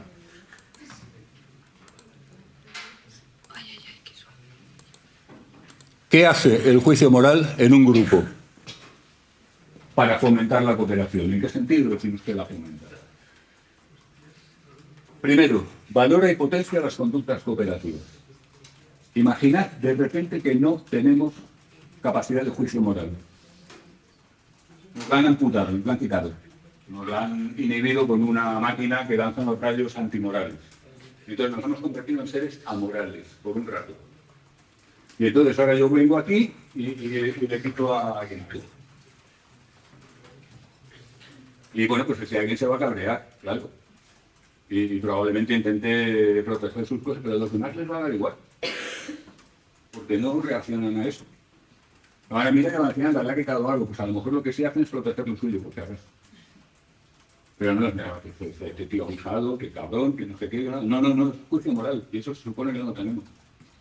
Bueno, pues la idea es que una comunidad, un grupo, una cultura, una cooperativa, lo que sea, que tiene capacidad moral, está haciendo continuamente ese tipo de juicios que potencian las conductas cooperativas y penalizan las no cooperativas. Si nos quitan eso, nos da igual que lo que la gente haga esté bien o esté mal. ¿Lo veis? Una situación. 2 tipos están en una barca, no saben nadar, una tormenta brutal y todo tiene la pinta de que aquello se va a ir a pique. Hay un chaleco. Eso es lo que se llama una situación de suma cero, en teoría de la salud. Lo de suma cero está muy popularizado, lo habéis oído ya. Pero lo único que quiere decir es sencillamente que lo que obtiene uno lo pierde el otro, o lo deja de obtener el otro. ¿Vale? Si hay 5 chalecos y 2 cilindros, no hay ningún problema, sobran 3. Incluso puedes elegir color. ¿Visto? Pero vamos a otro caso. Están los mismos 2 tipos en la barca. No hay problema de chalecos, no sabes, pero viene la tormenta que se está acercando. Y probablemente les va a hundir, si les alcanza. Solución, ponerse a remar como posesos. Pero si rema uno solo, no se escapan. Tienen que remar los 2 con todas sus fuerzas. Aquí están perfectamente alineados los intereses individuales y los colectivos. En el caso anterior estaban opuestos. ¿Lo veis, no? Bueno, pues estos 2 casos son un poco interesantes. Los verdaderamente interesantes son los intermedios, porque son los reales. tenemos a una barca en la que ahora pues son, pues imagínate, 7 pescadores. Tiempos antiguos en que se pescaba remando y estas historias. Y bueno, pues ya han terminado de pescar y tal, y no nos amenaza ninguna tormenta ni ningún desastre, pero a todos les apetece llegar a tiempo al puerto. Que antes de que cierren la taberna nos tomamos algo, en fin. Y se van a remar fuerte. Y hay uno que calcula, si yo no remo muy fuerte y hago así como que tal, vamos a llegar más o menos igual. Y yo llego más descansado. Y venga, y empieza a aflojar. En esa barca no hay, vamos a imaginar, nadie que tenga capacidad moral, capacidad de juicio moral. No pasa nada. Bueno, sí pasa. Que otro que lo ve y dice, anda, esto no está... Pues, buena idea, voy a hacer lo mismo. Y la barca acaba de arriba. Colapsa la cooperación. Pero el juicio moral, ¿qué es eso? Este hijo de puta no está remando. Indignación. Emoción moral donde las haya. O todo lo contrario. Pues tío, no es que sea el más fuerte de los otros, pero cómo se lo está currando. Y esto te anima a ti a darle más también. Emulación, admiración. Llegas a puerto con la sensación que hemos hecho un buen trabajo. Orgullo. Elementos, todos ellos morales. Resultado, mientras nosotros todavía están flotando por ahí, los que no tenían capacidad moral, los que sí tienen capacidad moral, están en la taberna tomándose sus cacharros tranquilamente, tan contentos. Viven mejor. ¿Lo veis, no?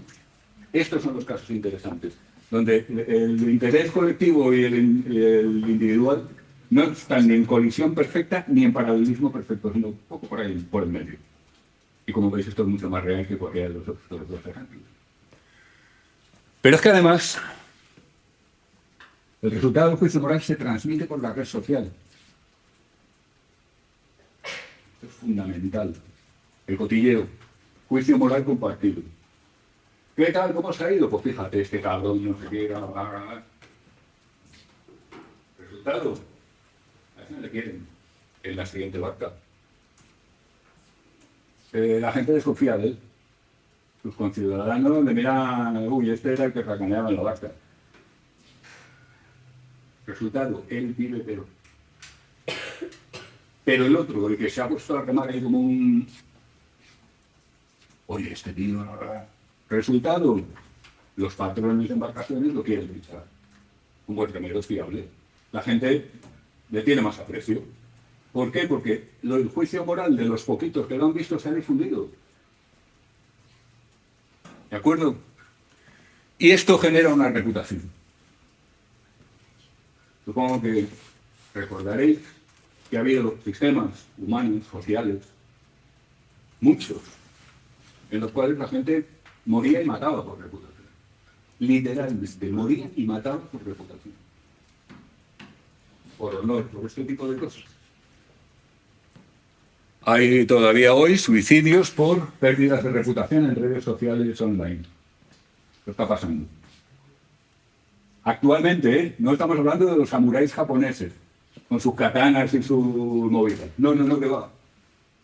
Gente de hoy, de nuestro entorno. Es decir, claro, es lógico porque la reputación individual es absolutamente crucial para cómo vives en tu comunidad, cómo vives en tu... Todo este sistema está fomentando lo de arriba de todo, valora y potencia las conductas cooperativas y penaliza las conductas no cooperativas. Resultado, ya lo sabemos, más conductas cooperativas y menos, o disimuladas al menos, conductas defraudadoras y de free riding.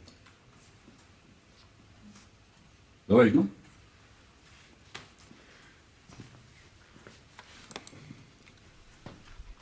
Un grupo que presenta esta capacidad y que además esta capacidad tiene algún tipo de entronque biológico y que se transmite genéticamente, pues va a tener una ventaja que le va a durar mucho y que va a desplazar a otros grupos y que va a acabar Aquí hay un tema muy discutido de si estamos hablando realmente de selección de grupo o no. Este es un tema que los que recordéis la teoría de la evolución en cierto detalle, os acordaréis de que la selección de grupo es un tema, cuidado con él. Os acordaréis, por ejemplo, de los grandes etólogos, Lawrence Tinbergen y compañía de la Europa del siglo XX, pues sostenían cosas tales como que una determinada característica sale adelante porque es buena para la especie. Lo que sea bueno para la especie no funciona.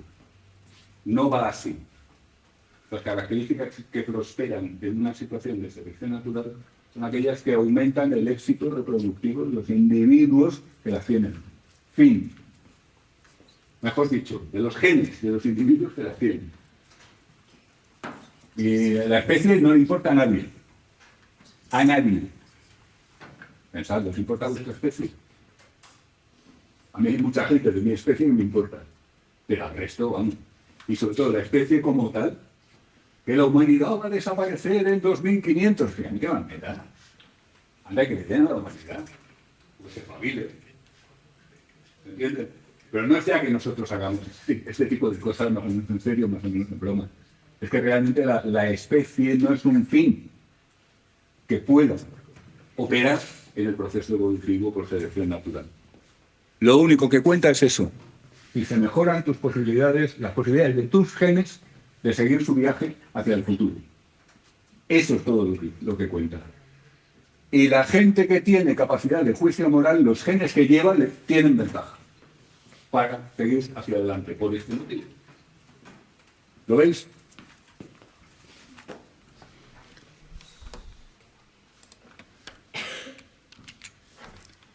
Una pregunta. Sí. Es que, bueno, siempre me hago un lío con lo de la selección natural. A A ver, si por ejemplo el juicio moral se Sí. empieza a desarrollar en un grupo, entonces cooperan más que otro grupo sin juicio moral. Y ante ciertas situaciones consiguen sobrevivir más que los otros. Claro. Y tienen descendencia. Entonces se traspasa a los genes supuestamente, pero igual, o sea, existe la posibilidad de que no sean los genes y que eso sea... No se traspasan los genes. Claro, no es que se traspase a los genes, es que Es que ya es genético en origen. Vale. A ver, tú tienes, vamos a cazadores recolectores, ¿vale? Tú eres la recolectora y tú eres el cazador, por ejemplo. Y tú de repente tienes una mutación que hace que tengas sensibilidad a los temas morales. Entonces tú vas a recolectar y un día te va muy bien. Te va muy bien y pillas un montón de bayas súper buenas, nutritivas y sabrosas, de las que le gusta. Y de repente ves a otra compañera por ahí que no le ha ido muy bien el día, no se le ha dado, y la pobre ha vuelto a casa sin nada, o con muy poca cosa. Entonces Sí. Ah, sí, vale, muy bien, buena idea. ¡Oh! Más despacio.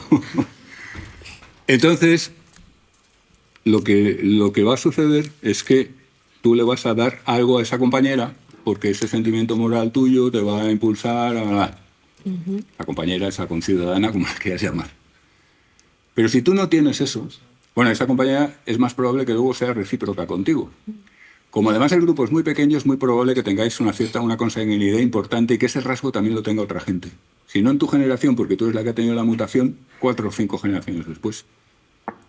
Resultado, tenemos un grupo en el que hay mucha gente que está compartiendo, que está redistribuyendo lo que se obtiene. Ese grupo es más potente que un grupo en el cual no hay esta característica, porque tú un día te pones hasta las trancas mientras tu compañera se muere y al día siguiente te mueres tú y porque nadie te va a dar. Es decir, sale perdiendo todo el mundo por la falta de cooperación. Y el cazador que también es el guerrero, claro, está en una batalla porque tiene que pelear por una charca de agua. Es un recurso importantísimo para sobrevivir el grupo. Esto es el principio de 2001, Odisea en el espacio, de Kubrick, por cierto. Y este está en una situación... Esta cazadora está en una situación en la cual lo está viendo muy feo, muy feo, muy feo. Vienen uno por aquí, otro por allí, unas lanzas. Pero por otra parte es muy importante que aguantes la posición, Porque si empezamos a ceder, nos quitan la charca de agua y nos vamos al desierto a morirnos de sed. Pues si tiene sentido moral, es muy probable que llegue a actuar de forma incluso supererogatoria. Es decir, que llegue a actuar de una manera heroica. Cosa que no va a hacer si no tiene capacidad de juicio moral. Porque el reconocimiento del heroísmo depende de la capacidad de juicio moral. Y al fin y al cabo, si ella está viendo que se la van a comer viva, lo suyo, el impulso natural, es salir corriendo. De hecho, hay estudios ya en soldados de verdad, es decir, en guerreros reales, que resulta que la pregunta es, ¿por qué no huyen todos en desbandada ante las situaciones absolutamente terroríficas en las que se encuentran? Y no es por el país, por la patria, no es por el ideal de la libertad, no es por el ideal de la revolución, no es por nada de todo eso. Es porque yo a mis compas no los dejo tirados. Esa es la razón. Esa es la motivación que hace que alguien sea heroico. La principal, quiero decir. Si tú tienes eso, y lo tienes además por un origen genético, tú vas a tener muchas más posibilidades de que tu grupo sobreviva. Claro, Tu pero grupo es que- incluye a los que comparten tus genes, fenotipo extendido, recuérdalo, a tus hijos, a tus nietos, a tus... Es que lo que no veo es lo de que estén los genes. Porque, o sea, obviamente tiene que estar en algún lado, ¿no? Pero, Sí. a ver, tú has dicho que ya está ahí. O sea, Sí. una persona tiene una mutación que le permite tener juicio moral, supongamos. Sí, Si tú haces, o sea, es que eso, o sea, a ver, no sé. En plan, lo que has dicho tú de, si tú haces no sé qué, ayudas a esta persona a recolectar, va a ser más probable de que esta persona sea recíproca. Esa persona... si o ella, sea, se también puede- tiene, si ella también tiene capacidad moral. Porque si ella no tiene capacidad moral, se aprovecha lo que tú le das y no se siente obligada a nada. O sea, es que lo de los genes me recuerda un poco a lo de hablar, lo de las sustancias elementales estas. Como decir, o sea, como asumir que una capacidad tan compleja venga de un gen, o sea, obviamente ese gen es necesario. Pero Que pueden ser- puede existir, o sea, quiero decir, toda la selección natural se basa en que tú traspasas ese gen, o sea, no me convence. Quiero decir, La selección natural más vale que te convenza, porque es de las cosas más seguras que sabemos. ya, no sé. Vamos a seguir un poco y a lo mejor lo que viene después te lo aclara algo. Bueno, si no lo pongo en el foro, que luego no se me ocurre nada. Perfecto. Para que seamos capaces de tener juicio moral, necesitamos estas cosas. Primero, estados emocionales específicos. Tenemos que adquirir emociones y ese es el cambio, el gen de la vergüenza, el gen del orgullo, el gen de la culpa. Los perros no se sienten culpables contra lo que piensan sus dueños a veces. Los dueños de perros son la tribu más irracional de la humanidad, con diferencia. Estados emocionales que no están en los animales que no tienen juicio moral. El honor, la vergüenza, la admiración, el despecho, la indignación. Un perro puede sentirse mal, triste, enfadado, tener ansiedad, pero no se puede indignar. No puede indignarse en el sentido moral, de decir, pero, bueno, pero, ¿cómo se atreve? O sea, no puede, no tiene esa emoción. No está en sus genes. No puedes construir un perro que sienta indignación, ni orgullo, ni vergüenza. Segundo, desencadenantes que activan esos estados emocionales. Situaciones en las que ves comportamientos altruistas, comportamientos que defraudan, comportamientos de comportarte bien con los demás, de comportarte mal con los demás. Eso es el tipo de cosa que hace que cuando la ves en ti o en otros, te sientas orgullosa, indignada, despechada, ese tipo de cosas. Tercero, un mecanismo de expresión y transmisión, el cotilleo, el juicio moral compartible. Y cuarto, un sistema de fama o reputación estable y efectivo. Estable en el sentido de que no se olvide todo el mundo inmediatamente de él, sino que sea más o menos acumulativo. O sea, tú vas teniendo una pauta de comportamiento y tu comunidad, poco a poco, pues va modificando el perfil reputacional que tienes tú. Es decir, la valoración global que tiene la comunidad respecto a ti. Y eso es efectivo porque afecta a cómo vives tú. Vas a estar muy mal si estás mal vista. Vas a estar mucho mejor si estás bien vista. Moralmente. Si tenemos todo esto, ya no necesitamos nada más para tener juicio moral. Porque damos por sentado que tenemos la capacidad de formular verbalmente, de razonar, porque ya la teníamos para otras cosas, como quien dice. ¿Me entienden? Lo más clave son las emociones morales específicas. Si tú adquieres eso, ya suponiendo el resto del equipamiento cognitivo humano, lenguaje, pensamiento, razonamiento, etc., ya con eso se pone en marcha el mecanismo, se pone en marcha el sistema de juicio moral. En tu grupo, en la comunidad, cuando hay un número de gente suficiente crítico que lo tiene. ¿Por qué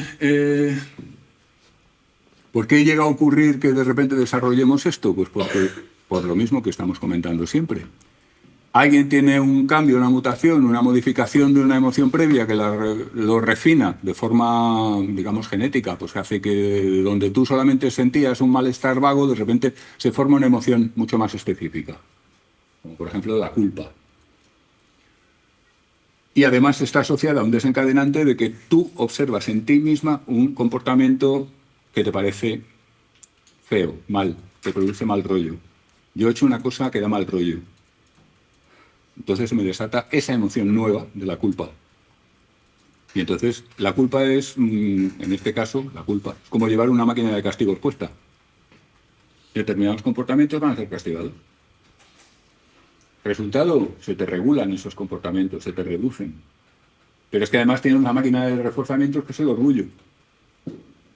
Es decir, tú haces determinadas cosas, te ves a ti misma haciendo esas determinadas cosas y tienes un chute de bienestar. Entonces vas a hacer más eso y menos lo otro. ¿Qué ocurre? Que hacer más eso y menos lo otro es mejor para la cooperación. Y ya está, ya lo tienes, ya está en marcha.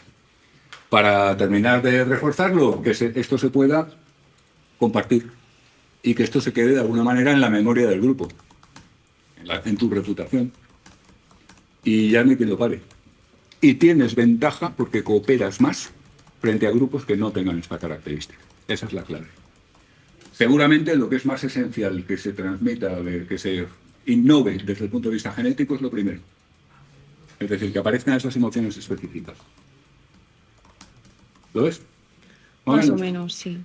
O sea, es que por un lado es como que el hecho de decir que necesitas una mutación genética para poder sentir como X cosa, X emoción, es que me recuerda mucho al mismo argumento de conductista de aprendemos el lenguaje por reforzamiento. O sea, es como que lo veo reducirlo mucho a algo. O sea, es que no sé, igual Entonces, es porque no entiendo muy bien. Pero espera, a ver, aprender el lenguaje por reforzamiento tiene muchos problemas, muchísimos, el principal es el tiempo, pero como ya hemos comentado una vez creo, pero sobre todo tiene alternativas. Es decir, hay alternativas como la chomskiana, la más evidente. Aprendemos el lenguaje a base de instancias, una máquina gramatical innata.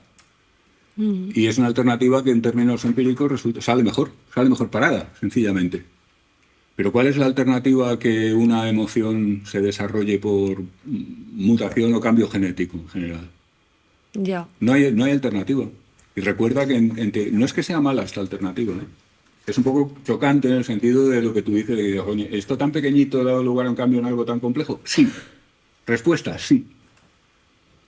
Ten en cuenta que, por ejemplo, la gente se horrorizó cuando descubrió que hay árboles que tienen 20 y tantas veces más genes en su genoma que los seres humanos. Árboles.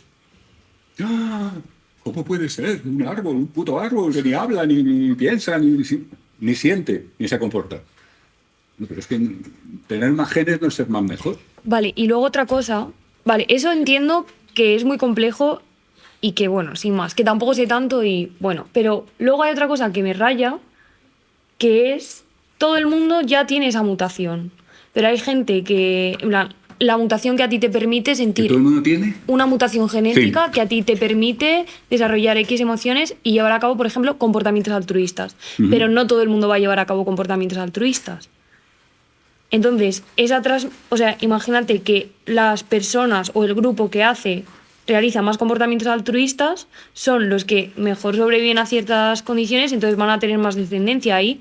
O sea, realmente no es que haya una más transmisión de un gen, sino que se está transmitiendo culturalmente, ¿no? No. No, porque culturalmente no se... culturalmente se transmiten muchísimas cosas. Por ejemplo, los desencadenantes. Los desencadenantes son esencialmente de transmisión cultural.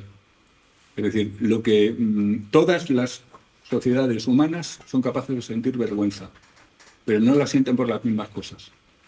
Todas las sociedades humanas son capaces de sentir orgullo, pero no se enorgullecen de las mismas cosas.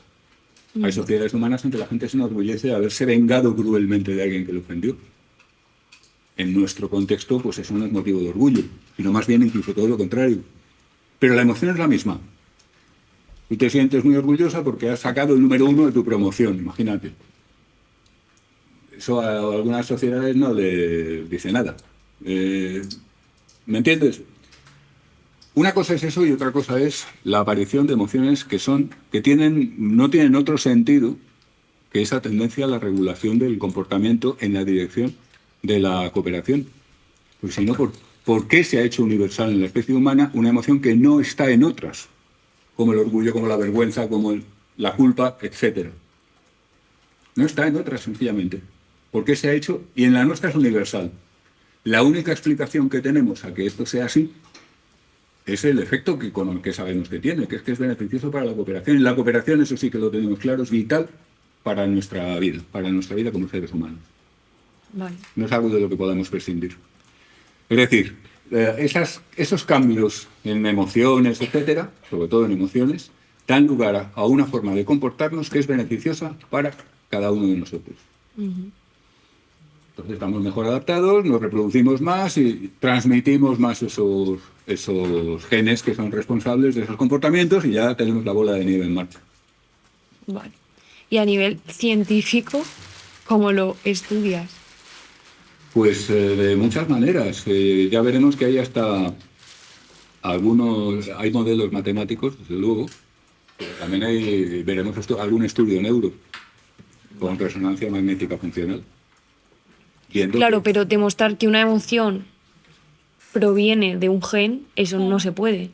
Y no se puede demostrar que una emoción proviene de un gen o de un conjunto de genes dado, pero sí se puede comprobar que las emociones están relacionadas con los genes y provienen de los genes por la vía, por ejemplo, de estudios de genética de poblaciones.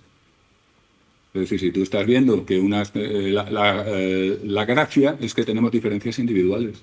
Entonces hay personas más vergonzosas y otras que no. Hay personas muy celosas y otras que no. Hay personas que son de risa fácil y que fácilmente entran en alegría, y hay gente que es triste y depresiva. O sea, esas diferencias podemos rastrearlas a lo largo de las generaciones y podemos constatar hasta qué punto esas diferencias, su varianza, se explica por heredabilidad o se explica por factores de otro carácter, por ejemplo, de aprendizaje cultural o social. Y ahí es donde estamos teniendo cada vez más datos en el sentido que corrobora esto. Es decir, hay una base que es heredable, clarísimamente, a la que luego se superpone toda la vida y por haber en materia de aprendizajes, de cultura y de tal y de tal. Pero la diferencia entre tener moral y no tenerla es genética. Igual que la diferencia entre tener capacidad de una emoción y no tenerla también es genética. Las medusas no se ponen contentas, ni tristes. No tienen esa capacidad. Y Aplisia probablemente tampoco. Lo siento, a mí Aplisia me cae bien, ya lo sabéis algunos, pero... Vale. De momento vale, ¿no? Ya me estoy viendo tu post. No creo que sí. No, me parece muy bien. ¿Algo más? Entonces, por ejemplo, estaba el caso extremo de la niña que... Perdona, no te estoy viendo bien.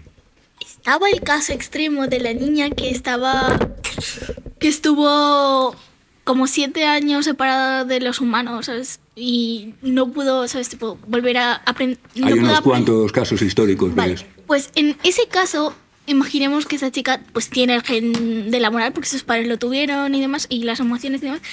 Ahora, esa chica que no es capaz muy bien de hablar o entender bien cosas, ¿puede emitir juicios morales?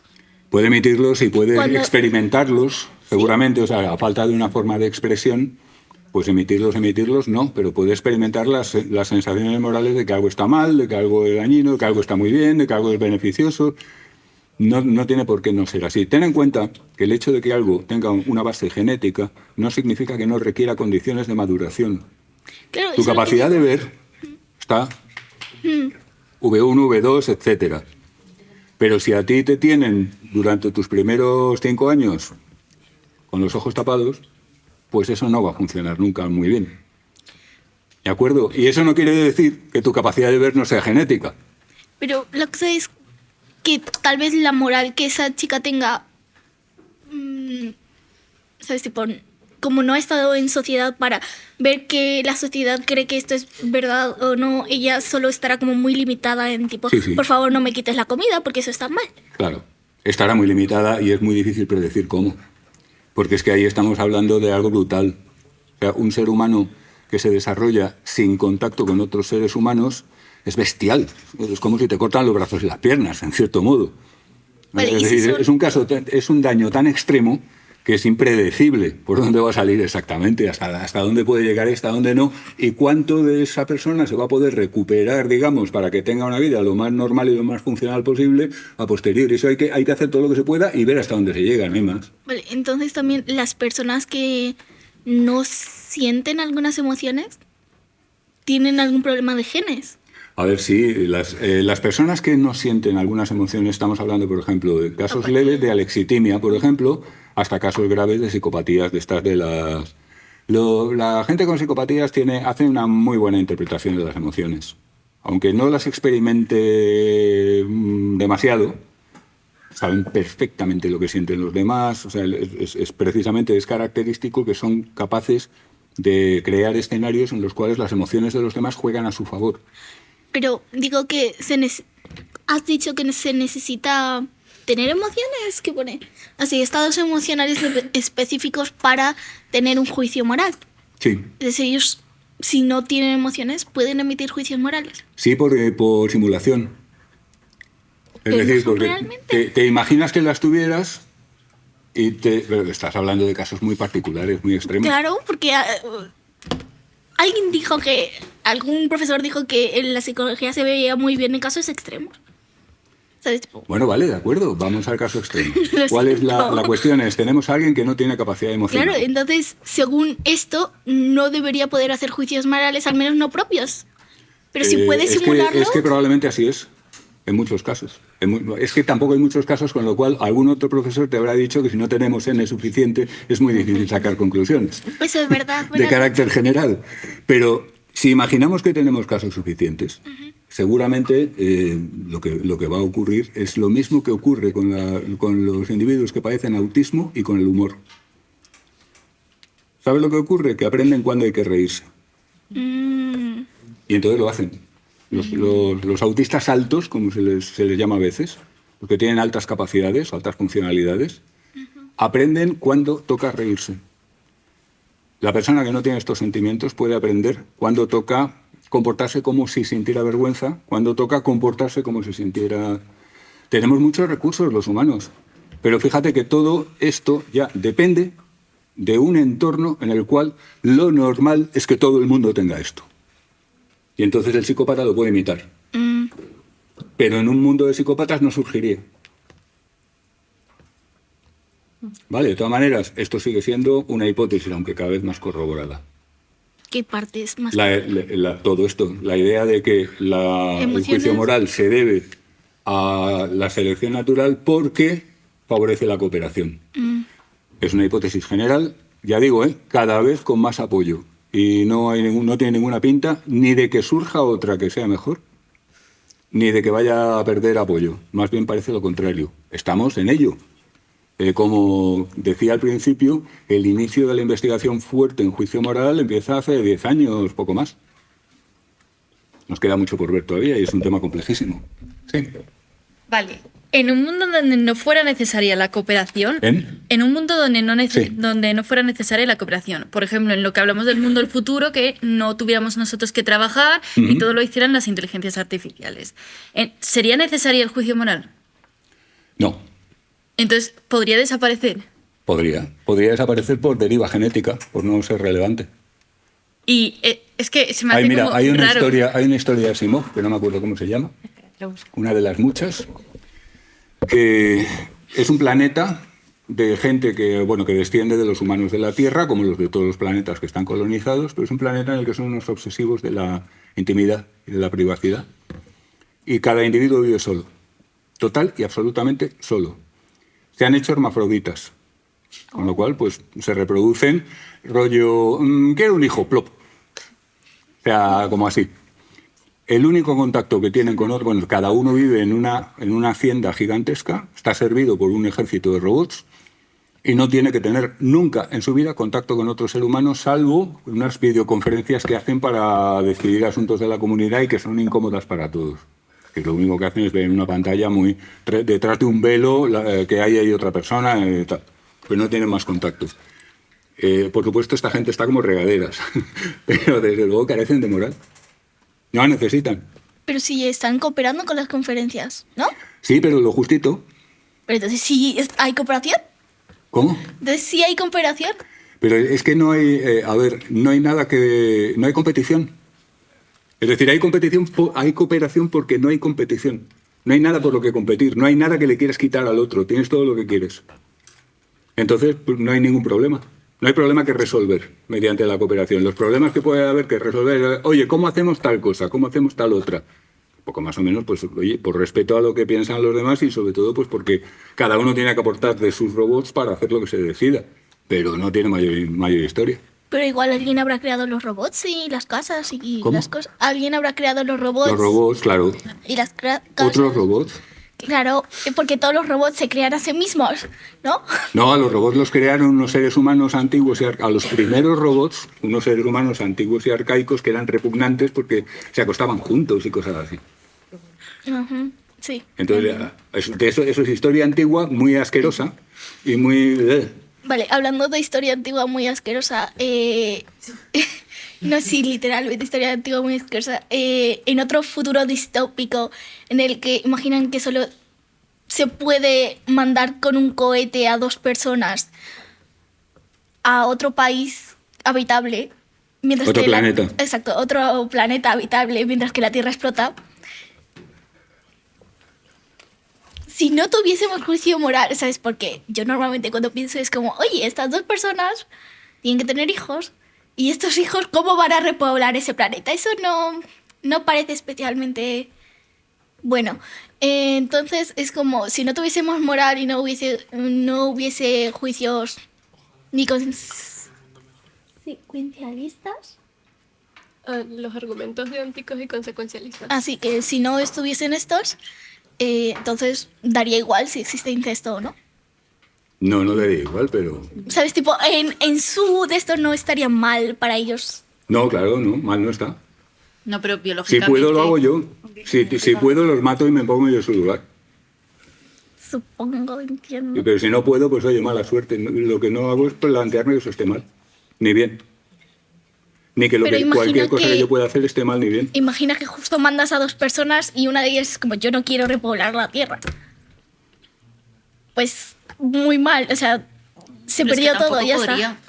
2 personas no pueden repoblar No, el no planeta. pueden, no pueden. Tendríamos ahí un problemón de endogamia, claro. Claro, ese es... O sea, al final Para moriría. montar una colonia necesitamos un número un poquito mayor y con toda la variabilidad genética posible. Sí, sí, sí. Pero que hay uno que no colabora, pues mala suerte. Sí, es que Malísima si no, suerte, pero, si no pero, colaboran pero al como principio, no todo- somos morales, a nadie le importa. Entiendo. Pero eso cambiaría todo lo que sabemos un poco de las personas, ¿no? ¿En qué sentido? O sea, al final muchos de los procesos son sociales. Todo lo de la facilitación social, todo eso se caería. Claro. Es que si no tenemos capacidad de juicio moral, no podemos cooperar y no podemos vivir en sociedad. Es que es así. Ese es nuestro mecanismo. Igual que los insectos sociales, su mecanismo es la proximidad genética. El mecanismo de los lobos para la cooperación es básicamente de carácter instintivo y es jerárquico. Es decir, es una cooperación jerárquica. Yo sé cuál es mi lugar en la jerarquía del grupo y ahí me mantengo y ahí me muevo. El nuestro es fundamentalmente la moral. Si no hay moral, no hay sociedad. Bueno, en la ciencia ficción o en estos ejemplos que nos inventamos así para dar, pero en la realidad. Los seres humanos sin moral no podemos existir como tales. Vamos, yo creo que esto es evidente, ¿no? ¿Algo más? ¿Está aquí? Pues solamente ya enunciar un poco lo siguiente. Dilemas morales.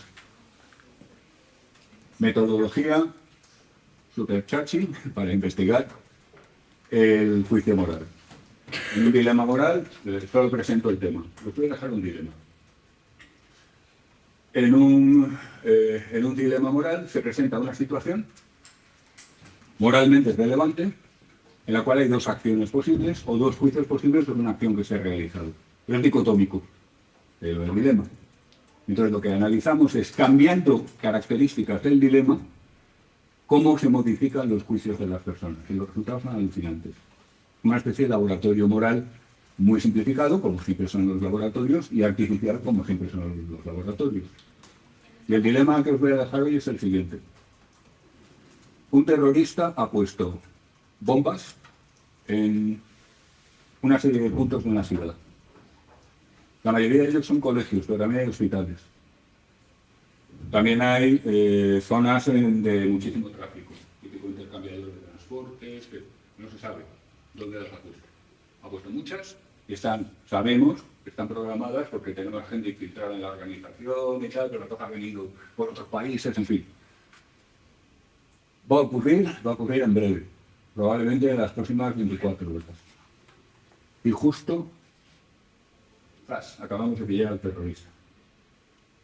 Entonces, claro, pues de lo que se trata es que a toda velocidad tenemos que enterarnos de dónde lo ha puesto y desactivarlo todo. No es viable, no es posible evacuar la ciudad. Vamos, impensable, por razones prácticas. No se conseguiría a tiempo y además podría ser incluso casi tan malo o incluso peor que en términos de víctimas, por los desórdenes y todo el asunto. Pero el terrorista no quiere, no habla.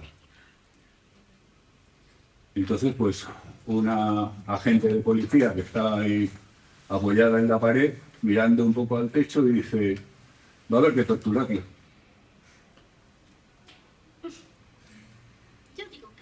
Pregunta, ¿es moralmente aceptable torturar a ese tipo para sacarle la ubicación de las bombas? A ver, moralmente aceptable yo no lo veo. Ahora lo haría. Bueno, la pregunta es si es moralmente aceptable en este caso. En otros casos, en otros dilemas, la cuestión es ¿lo harías o no lo harías? Pero precisamente en este caso la pregunta es esta, porque si lo harías o no lo harías es porque, quiero decir, es un terreno en el que estamos muy dispuestos a reconocer nuestra debilidad frente a lo que entendemos como moral. Por eso te preguntamos lo otro. ¿Es moralmente correcto lo que propone esta agente de policía? ¿Es moralmente aceptable torturar a este individuo para sacarle la... Entonces, que me dices que no, bueno, pues mira, van a morir a expuertas. Niños, hombres, mujeres, ancianos... Mientras este cabrón se les cojona. Que está dispuesto a torturar, me parece bien, que es aceptable de torturarle, y eso es donde para. Es decir, la siguiente vez que tengamos un problema vamos a dar por bueno... Y además eso no está en la ley, y además eso es contrario a todos nuestros... Por eso es un dilema. Fijaos que en el dilema lo importante es que no haya una solución obvia. El típico dilema de va a explotar un colegio, no está tu hijo, pero va a explotar otro colegio y no está tu hijo. Evidentemente, si puedes arreglar solamente uno de local, arreglas el de tu hijo. Ya está. Eso no es un dilema. ¿Lo veis? Bueno, pues para el próximo día os dejo de deberes si torturamos al terrorista o no. Gracias y buenas tardes.